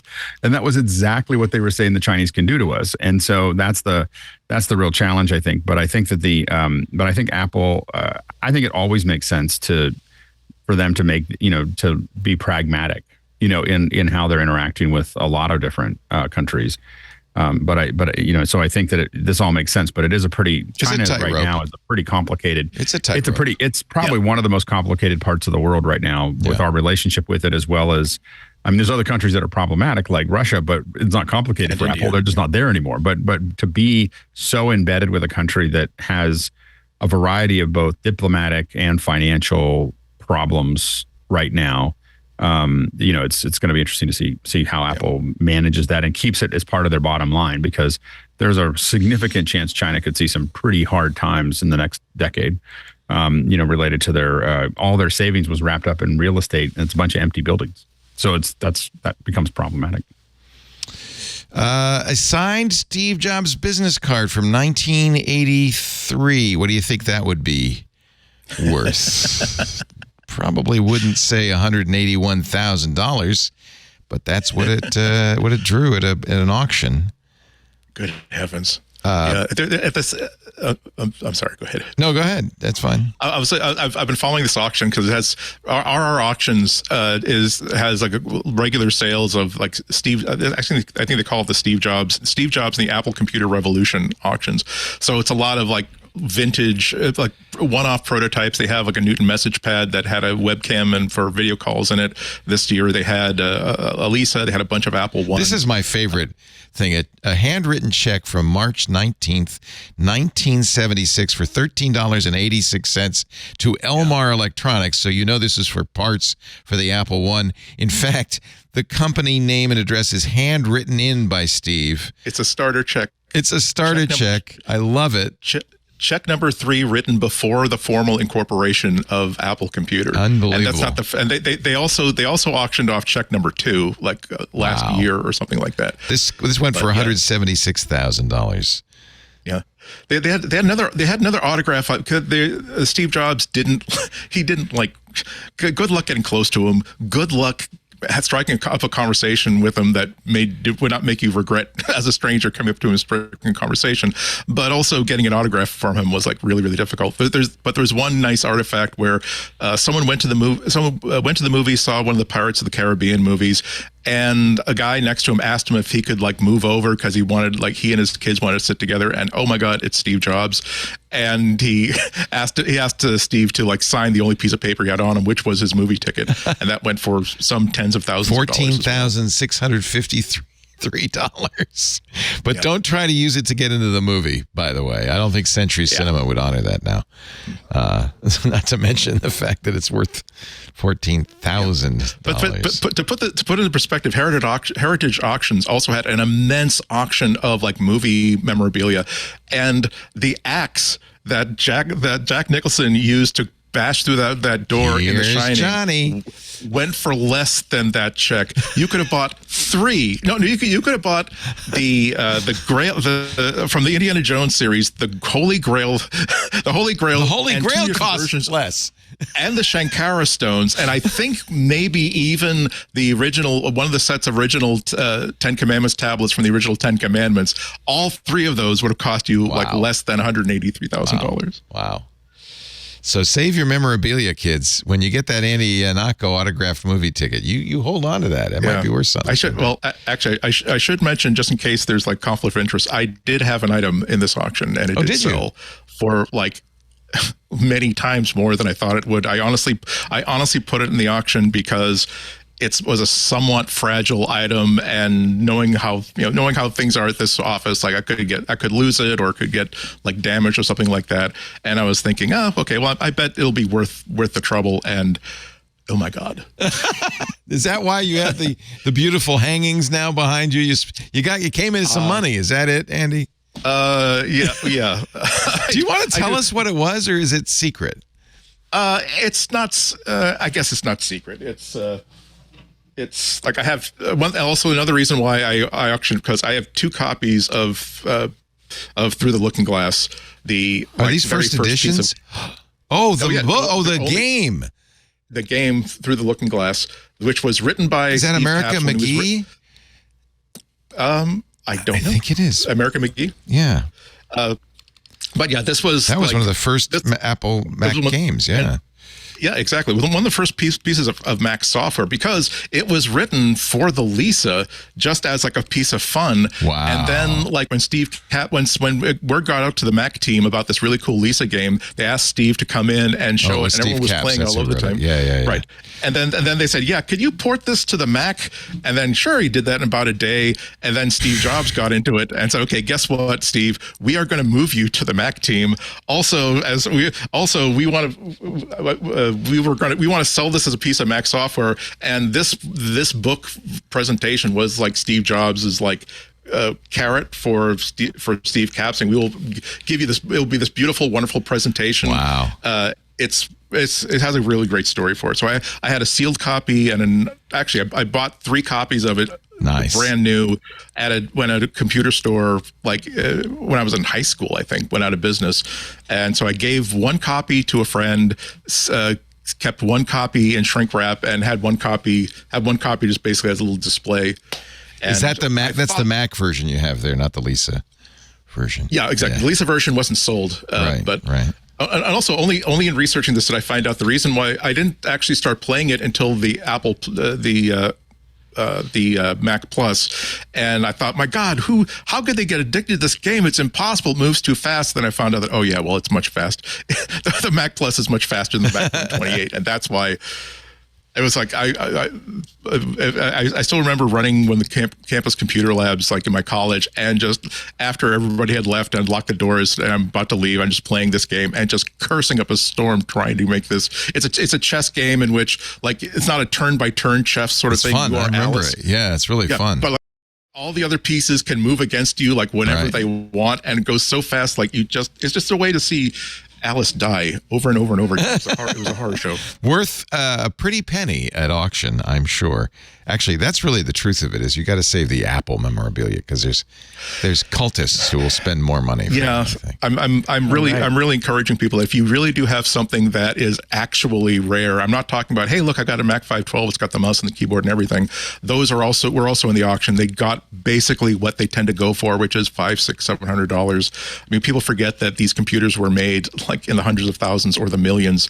What's unusual is when someone who worked for a plastic injection molding company that was manufacturing the original Apple mouse and decided, hey, wouldn't it be fun to, like, just for me, like run off 2 or 3 of these in clear acrylic. Those were going for like $12,000, $18,000. Those things are really, really quite unique. But if you found yourself like 15 years ago, 20 years ago at a flea market in San Jose buying something because, hey, there's an Apple logo on it, but I don't recognize this as a product, make sure, at the very least, take it out of the box in the garage with the rats and clean it up and keep track of it, because we're at the point of human history where the people who were impoverished teens at the height of Apple's cultural first phase in the 80s and 90s are now often people with lots and lots of money, and they are putting that money into collections. Like they will have $180,000. They will find $180,000 for a Steve Jobs signed business card. We had Mitchell Waite, the book publisher, on Triangulation some years ago, and he brought in his Apple One, which he was trying to recondition. He did also sell that eventually at the RR auction house. I don't know how much he got for it, but those are easily six-figure things. Yeah. He knew it was worth quite a bit. He wanted to get it working first, and it had a lot of bad caps. Each one is numbered. They really are like art relics. Like if 500 years ago there were five copies of a sculpture, they are numbered. Like, this is the number 4 that was discovered in 1893 in this collection. Any Apple One is numbered now, whereas as new ones are discovered, they are now officially in the lexicon as this is Apple One number 97. They even had, like, if you look through the archives. I love auction listings because I tend to I can't afford much, but I will right click and save these beautiful photos. They have what is usually determined to be the very first working Apple One, hand soldered by Woz, used as the presentation piece to show at the first computer store that Steve and that the two Steves tried to sell the thing made the proposal for. And there's a corner broken off of it, but they made this beautiful aluminum presentation frame for it, and it went for ungodly money. Yeah. So I have that as a wallpaper. Actually, I think Mitchell Waite visited when you were on the new screensavers with me, Jason. It's back in the day. You may not remember. That's true. Yeah. No, that's true. Yeah. And there's a triangulation with him from June 2016 where I think we showed the Apple One and the work he was doing on it. It's kind of cool. All right, let's take a little break. When we come back, your picks of the week, my friends. If you will prepare them. As I talk about our esteemed sponsor, well, really more than a sponsor, the company that brings you this show and all of our shows, our content delivery network, CashFly. For over 20 years, CashFly has held a track record for high-performing, ultra-reliable content delivery, serving over 5,000 companies in over 80 countries. We've been using them almost since we started. Next month will be the 19th anniversary of the launch of the first Twit. And I think it was only a few years in. It wasn't even that long. We just couldn't get it out to the people who wanted to download it. We tried BitTorrent, all sorts of things. And gosh, thank you, CashFly. And their founder who came to us and said, hey, we can help. And we've been using them ever since. We love the lag-free video loading, the hyper-fast downloads, the friction-free site interactions. And frankly, you may not know it, but you love them too, because I bet you can think back. Have you ever had a difficult time or a slow time downloading any of our shows? No, because you're getting it from CashFly, the only CDN built for throughput. CashFly offers a lot of great features. The ultra-low latency video streaming, which delivers video to over 1 million concurrent users with latencies of less than a second. Now, if you do games, you'll love the lightning-fast gaming, not just while you're playing the game, zero lag and glitches and outages, but also downloading the game. Downloads go faster. If you've got a website or images of any kind, you'll love mobile content optimization, which offers automatic, easy image optimization. Your site loads faster on any device, on any size screen. You don't have to even think about it. We liked CashFly because we didn't have a lot of money back then. Well, we don't now either, but we needed to negotiate a deal with them, and they are very flexible because you don't, with podcasts, a lot of downloads, it's spiky. It's not consistent hum all week long. It goes up when the show comes out and then slowly drifts off. So we were able to negotiate great terms with them. They will do that with you too. Flexible month-to-month billing for as long as you need. And then once you kind of know, you can get discounts for fixed terms. Basically, the point is you design your own contract when you switch to CashFly. CashFly delivers rich media content up to 158% faster than other major CDNs. It allows you to shield your site content in their cloud. We've been doing that, which is great. You get 100% cache-hit ratio. And with CashFly's elite managed packages, you'll get the VIP treatment. Your dedicated account manager will be with you from day one, ensuring a smooth implementation and reliable 24/7 support when you need it. We are proof positive. We have people come to us all the time saying, would you like to switch? Would you like to switch? And we say, no, we love you, CashFly. Learn how you can get your first month free at cashfly.com/twit. CACHEFLY.com/twit. Thank you, CashFly. Let's get some picks of the week. Andy Yanako, I'm going to start with you and your Alice Through the Looking. They couldn't call it Alice. They had to call it Through the Looking Glass. Yeah. Just the first in a long line of confusions regarding that game. Your pick of the week. My pick of the week is a documentary. It sounds really cool. Premieres on Apple TV Plus on Friday, I think the 29th. It's about Steve Martin. It's called Steve with an exclamation point. In parentheses, Martin, a documentary. Really in small characters. Yeah. It's a two-parter. The first part is his career up to and through his stand-up. And then the second part wild and crazy guy. Yep. What really sells this is that it was produced and directed by Morgan Neville, who is like the go-to director of documentaries about entertainment. He did Won't You Be My Neighbor, the Mr. Rogers documentary, 20 Feet from Stardom. Yeah. He did that Anthony Bourdain documentary, Roadrunner. Remember that Letterman... Apple TV Plus had I don't know if you call it a documentary, but a meandering of Letterman and U2 in Dublin. He directed that too. And was, of course, done with involvement of Steve Martin. It wasn't just a e-online hack and slash job.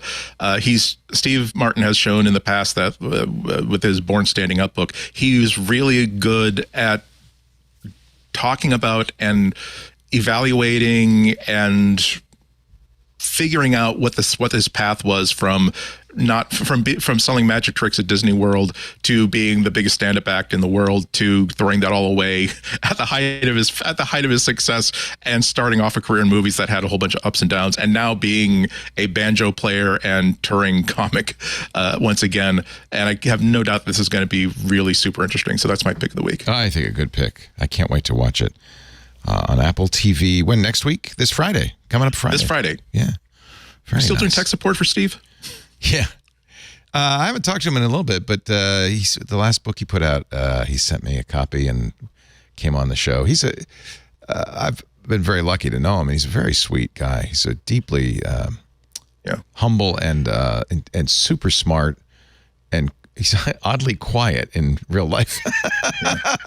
But boy, is he fun to be with. He's really neat guy. He's on that list where it would break my heart if I found out that in real life he's a real big jerk. Oh God, the complete opposite. In fact, exactly. He's actually sweeter, kinder, gentler than most people. I mean, he's not a superstar ego at all. Really great guy. Yeah. But maybe he's just that way to me. He might be a jerk to you. I don't know. Jason, he'd be lovely to you. For him to be a jerk. He is the loveliest guy At least I can say, hey, I met Steve Martin. I'll give you an example. He was performing at Concord, and he said, come see Marty and me in the show, and I'll put some tickets aside. And we got there. Lisa and I got there. And the box office had sold those tickets. I mean, it was clear. The guy was really squirrely when I got there. And I bought tickets and went, and Steve felt so bad. Every time I see him, he apologizes for that. It's like, dude, I would have bought tickets anyway. I don't care. Very, very, very sweet. Nice. Mr. Jason Snell, your pick of the week, sir. Yes, sir. Yes, sir. I don't think he's a jerk, although I know he's the jerk. He's the jerk, but not a jerk. Home Control Menu is an app. It's free with a subscription thing in the App Store. It's a Mac menu bar app. It gives you, you're going to wait for it, control over your home. So it lets you quickly, I looked it up. I don't think I mentioned this before. It's hard to believe. But anyway, it's a menu bar app that lets you control home devices. So you can control on the Mac without going to the home app, which, has its issues. You can turn off and hide stuff. So it's only showing you the things that are relevant to you. And you can get right from the Mac menu bar, drop down, boop, turn something on and off, adjust it, do whatever you want.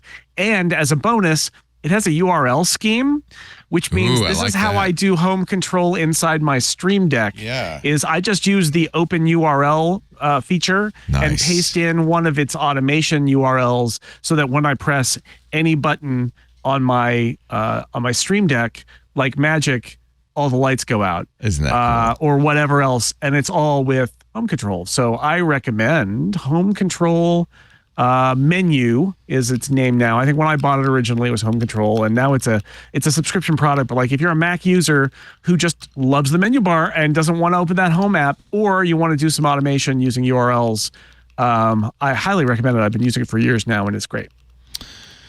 We didn't talk about, and I suppose at some point we should, Apple seems to have abandoned their HomeKit router platform. And maybe you don't use a HomeKit router probably anyway. That's maybe why they abandoned it.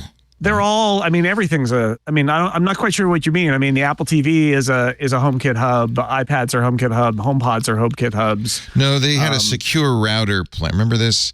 They had a secure, anyway. Okay. Yeah. Router. I don't know what's going on. One of the great mysteries of Apple right now is home strategy. Yeah. Do they have one? What is it? Where is it? And what's the next one? Because I don't know about this one. And it's we had a nice piece on Six Colors last week by Joe Rosensteel, who basically made the case once again for why Apple should not have abandoned and should come back into the Wi-Fi router market. And ironically, I edited that story the same day that I installed an Eero at my mom's house because she's got a, cable company, gives you a router and it's got Wi-Fi in it. And it was unreliable and slow. And I put in, a third party device and suddenly her Wi-Fi was 4 times as fast. And it's like, there is a market for that. Apple's security and privacy. There's so much Apple could do in home. Yeah, but Eero's kind of done it. Eero really is the Apple of routers. So well, yeah, but I think there's room. Other than their monopoly power to come in there and I think that there's an argument to be made that a router not owned by Amazon controlling all of your traffic might have some benefits. Good right? point. I forgot that Amazon can tie it into private relay and other privacy issues that Apple is. Their brand is all about that. But anyway, I don't know what's going on. Like the whole home, not just HomeKit, but HomePod and Apple TV and all of that. It's really all over the place. And I would love to know exactly what dysfunction inside Apple has caused that to happen. But it's good news. Zach Hall at 9 to 5 Mac wrote in January, routers secured by HomeKit are not dead. So there. Except so the news is no news. No news. No, actually, last week they announced no news. That they're not. They are dead now. They're dead. Oh boy, this has been a roller coaster. Again, what's the strategy? Where is it? Who's doing it? And what's the next one? Because this one's not working. Let's find out. I'd love to know. Maybe WWDC. Maybe we'll find out then. I don't know. Sometime. Yeah. Anything. Literally do something resembling anything. Anything. It's such a crappy market. It's always been a crappy market. It's a crazy market. People like you, we have a lot of people in our, sphere of influence who do home automation, but I always feel like it's such a masochistic. Yeah, but here's the thing though. And I know there's competition in that market, and get the DOJ on the phone, but I think, and Joe makes this case, like the time machine. Remember that? The idea that you've got a Wi-Fi base station that's also got storage in it. It's like, imagine the margins Apple could charge for the storage on those. Yeah, that's true. Imagine the margins, right? This would all be the most expensive in its class home equipment in the entire industry, right? All of it would be because it's Apple. And yet they would sell a lot of them to people who were happy to pay that price in order to get that Apple stamp. Now, I guess I get why they said that they weren't, that they didn't want to go there. But in hindsight, I think there was an opportunity because here we are in 2024 and it's still kind of a mess. I have to point out that when Apple was making airports and charging a couple of $100 for them, and you could buy a $54 Linksys WRT router, that was one thing. But nowadays, you go to the store to buy a router, they're all the same. They're all $200 plus. So I don't know. I mean, that is an expensive market. I think Apple could probably participate. I think there's room in there. I mean, I just bought the Aero Max 7 and it's like a $500 router that's the size of my head. Yeah. But again, boy, this Wi-Fi 6E though, woohoo. It's weird that there's not, like, again, it's a mess, and Apple's strategy is a mess, and the whole thing is a mess. And I just kind of wish somebody would come in and say, okay, we're gonna fix this, and nobody has done that. Well, I think that the thing is that the problem is that they would have antitrust issues to fix it correctly. Probably. That's right. Because they keep on trying to not do it. They try to not go do what they need to do, which is what they should do is give us a thermostat, a door lock, a camera, an outlet, and a light. Just make those five things. Let everybody else fight for everything else. But Apple makes these 5 things. They're going to sell them for a lot of money, and we're all going to buy them. And then, of course, that would just be one more little notch for the government to say, look at what they just did, and they'll wipe it out because the Apple users will just go, oh, well, that's going to. And then if it actually worked because it had a W2 chip in it or whatever it is, suddenly everything. Also, it scares competition out of markets potentially. Like the Studio Display is a good example where there are not a lot of alternatives to the Studio Display. There are like 2. Yeah, and part of the reason is because Apple's in that space. Actually, you just made a very good case, Alex, for being against the DOJ prosecution, for it not being good for consumers, because it sends a chilling effect on Apple's ability to innovate. Yeah. It's a very good point. Yes. All I can say is that if Apple were to create a box that its only portfolio was everything that is useful for your home and your network, to have a box that is always on and always connected to the internet, it will do this thing. I think there's a huge. Well, that's what I use my Mac Studio for. Not just for Time Machine type backups, for managing the network, managing security, managing remote access from a device to basically the ability to simply to home back to your Mac from any device. The ability to have just have your Mac desktop on your iPad when you're halfway across the country. All these sort of things that are possible but really complicated with third-party stuff. If Apple just said, plug in this box, we will take care of everything else. Thank you very much. Yeah, it would be huge. It'd be huge. It ain't going to happen, though, because of the antitrust implications. Yep. Alex Lindsay, what do you got for us? I got a keyboard. Oh. So I have never really loved a keyboard. I think I got a DOS keyboard, the last one, but it was too clicky. And he recommended that. Really I liked my DOS, yeah. And I like it. My son took it immediately. Like, he's like, you're getting rid of the keyboard? And I'm like, I'm lending it to you. You can't have it because I might want it back. But my issue is that there was too much cabling on I have a lot of cables on my desk, and there was too many. And so I wanted to clean it up. And so I was working on getting a mouse. But the problem is I have an 8-port KVM that I have to tie into so that I can cover all the computers that are on my desk. There's a whole bunch of computers and a bunch of things. And so I was like, it has to have one of those little USB dongles that goes into the KVM. And then it has to be wireless, but I want to be able to do Bluetooth if I want to, and I want to be able to wire it if I need to. So these are all the things that I had to figure out. And we were working with this operator.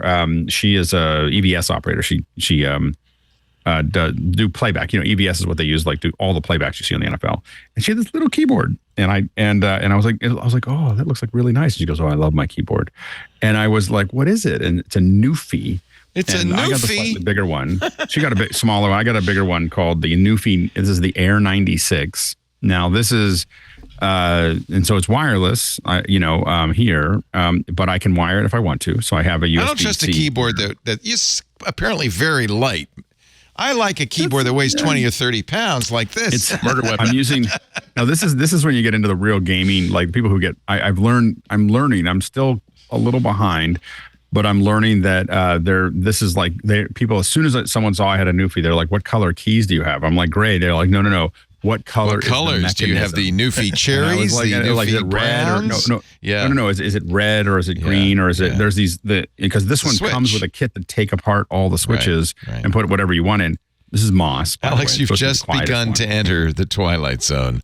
Welcome, exactly. Welcome, my friend. But I have to say, it's the first keyboard that I put down, and it's just like it makes me want to type more. So which switches did you get? Moss, which is a pretty rare one. I bought it not knowing that. It just said this is the quiet. I searched for quietest mechanism, and I got the Moss one. I got mostly the dark keys, and it's a really it's a great keyboard. And it's not. I mean, it's expensive, but not crazy expensive. It's $120. So it wasn't like I went. There's a lot of keyboards that I was looking at that were more, and it's just really nice. I'm still having trouble with the fact that the keys are a little closer together, so I keep on hitting things that I don't want to hit. But it works really well, and it works again with the KVM, which was the big thing. So it's pretty cool. Very nice. Nuphy, NUPHY.com. They have a variety. And once you go down that rabbit hole, baby. I know it feels like I've entered this vortex. This is a Keychron that weighs like 5 pounds. It's really, really heavy. But this has. I can't remember the switches either, but I think they're Browns. But yeah, it's funny. You really start to go crazy when you get into this stuff. Yeah, I use Keychrons too many choices now. Yeah. Yeah. When I bought my DOS keyboard, it was preceded by like a month and a half of where you can send for like $10, they'll send you like a flight of key switches. It's just like key switches mounted on a tiny little board so you can test. Okay, I'd like the cherry red, but about the blue. That's the way to do it. Now let's swap. Which of the O-rings do I want to put in underneath it? And it's like, I can't believe that for all my life I would just simply go into Best Buy, buy a keyboard that felt kind of good and it was fine, and here I am like I'm buying a house. Well, and I have to admit, I've been using that keyboard for that DOS for forever, and I'm kind of replaced with another one. I used the DOS for 7 years, and I loved it. The main thing is that it was plugged into it. What got me to buy a new one was because the cable is plugged in, and it was too long, and so I was like, I need to be able to control the length of the cable to plug it in if I need to. And because it's taking up a bunch of desk space, and that was the only reason that I left it. By the way, it's a really clickety click too. I mean, I got the loud one, which I liked. It makes you feel like you're working harder. But anyway, what did you have, Jason? What were you showing? That's a Keychron Q1 with blue or with brown switches, and it weighs a ton. Yeah, I think I have browns. Yeah, I really love. Yeah, me too. But these are actually these are like weird switches that Mike Hurley got for me, but they're brown-esque. They're in that ballpark. That's what I like. My son, while we were I don't know why. While we were in Mexico, came in and switched my Keychron from a Mac to Windows. And I turn on the computer and I keep hitting the fan key, and nothing's happening. These Keychrons can be either Windows or Mac. And then I finally found out that he'd switched it. It's like, it has to be him. There was no one else in the house. Why would you switch? Was it a prank? That's very strange. Did he have a PC? Huh? Trying to do something. He might have borrowed it for his PC. Maybe that was what was going on. I don't know. I'm glad I had the thought, the smarts to say, well, there's something wrong here, and I looked at the switch. Nuphy, I should mention, Alex, did you buy it directly from Nuphy? I think I did. Okay. I don't remember. And you had no difficulty getting it because John apparently runs something called Fake Spot. And he went to look at Nuphy, and he got a big Fake Spot report. Poor rating for customers. Poor customer service. I have to look. I might have ordered it from him. I mean, I generally talk about monopolies. I generally order everything that I can find on Amazon, sure. Even if I pay more, because I just don't want to deal with the you don't have login. To, exactly. Yeah. Nuphy ships it to Amazon, and if there's a problem, Amazon gets behind it. Yes. Yeah. So I don't remember what I ordered it from. And you never know with customer complaints. It could be, well, I think it was supposed to be a red key. I mean, if it's on Amazon, if it's available on Amazon, but I think I ordered it from their website specifically because I was able to then customize it. Oh, yeah. So I do believe completely I ordered from customizable, them. Yeah. So I think I bought it because I needed to, I wanted certain colors, and that's the advantage of doing it from your website, is that you are able to define all those things. With Amazon, you're going to pay a little bit more, and then you're going to not get what you really wanted. Yeah.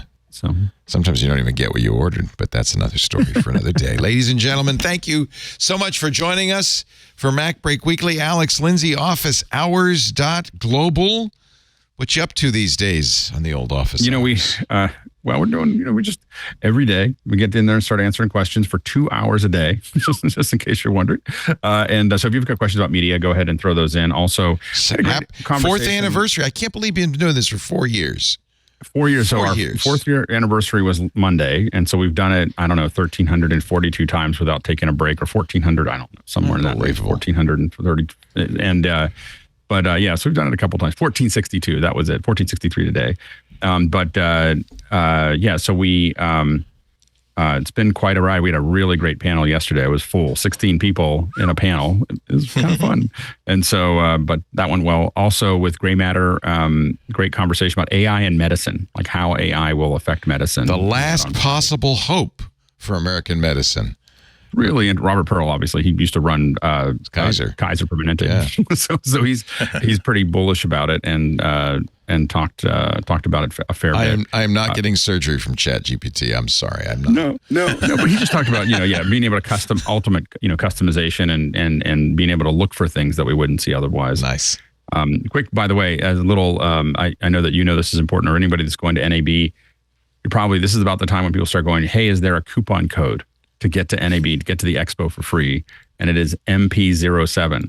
I think I'm allowed to say that, MP07. So that's I actually asked NAB if I was allowed to say that. So, but that's we have a booth there. Wow, congratulations. Yeah, in the Central Hall. So, you can go and check, and you can go visit us. I'll be there.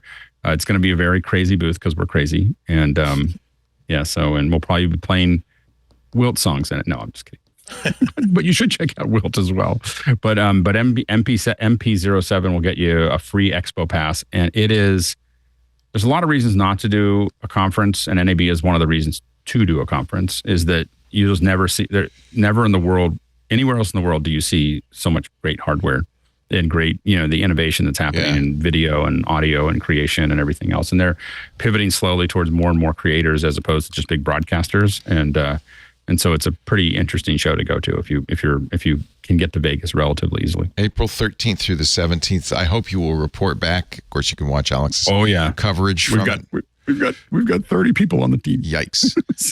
And keep your eye peeled for stuff that I can use to build my studio at home. Because you and I should talk. We're a year and a half off from the lease running out here.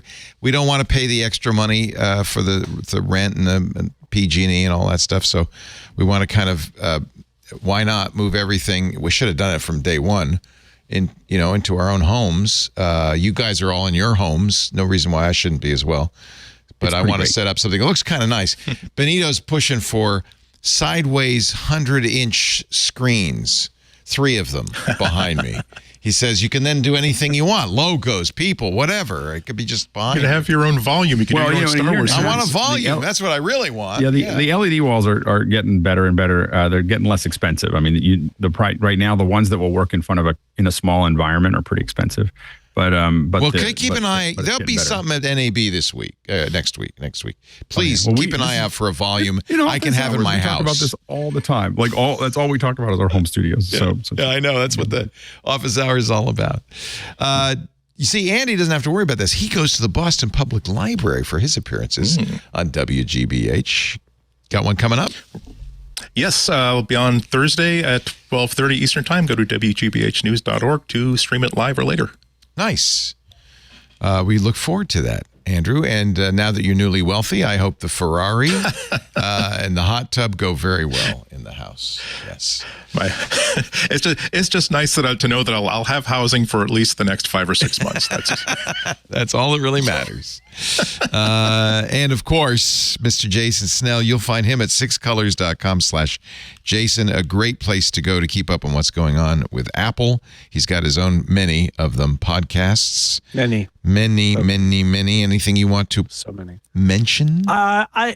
People who like this podcast should check out Upgrade, which we do on Mondays on Relay FM, me and Mike Hurley, and we like to have segments. So we started a segment a few weeks ago called DMA Today, in the style of USA Today, and then we realized this week that we needed to do DOJ today. Yeah. But really what we need to do is we are now searching for a new name for our segment to be more all-encompassing of legal matters, because I guess this is what we're doing now. Here come the judge. Here come the judge. Yeah, Here exactly. come the judge. Suck it to me. Gavel reports. Gavel report. I don't know. Oh, great. Yep. So excited about my career choice. I've often thought that I should do that kind of thing on this on our shows, and then I'm too lazy. I'm just too damn lazy. Thank you, Jason. Thank you, Andy. Thank you, Alex. Thanks to all of you who watch, especially to our Club Twit members who make this show possible. If you're not yet a member of Club Twit, it's only $7 a month, and there are some genuine benefits, not least of which is our open studio. We've got a couple open studios coming up April 7th and 21st. I think the 21st is full, but the 7th still has a seat or two. But if you're a member, you can just go to the Discord and find out more. The Discord's one of the benefits. Ad-free versions of all of our shows is another. Video of all of our shows is another. Many of our shows now are audio only in public, like Mac, Hands on Macintosh and iOS Today. We decided, let's make the audio available to all, ad-supported, and keep the video in the club, and that's working out very nicely. $7 a month. Mostly, though, the real benefit is making a huge difference to our bottom line. We want to keep doing the things we're doing. We want to keep doing the shows we're doing. It's getting more and more difficult. Ad support is dwindling. You may hear ads on our shows, but we're getting less than half the amount of money we used to get on those ads. And so it's really getting harder and harder to make ends meet. If you can help, that would make a big difference. And just to reassure you, none of that money goes into my pocket or Lisa's pockets.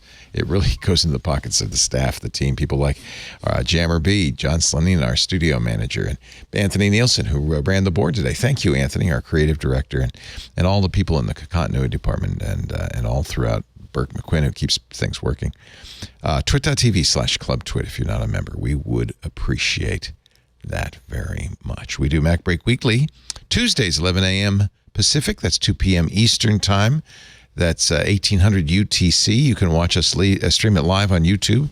That's free and open to all, youtube.com/twit. Of course, Club Twit members can also watch and interact with us in the Discord.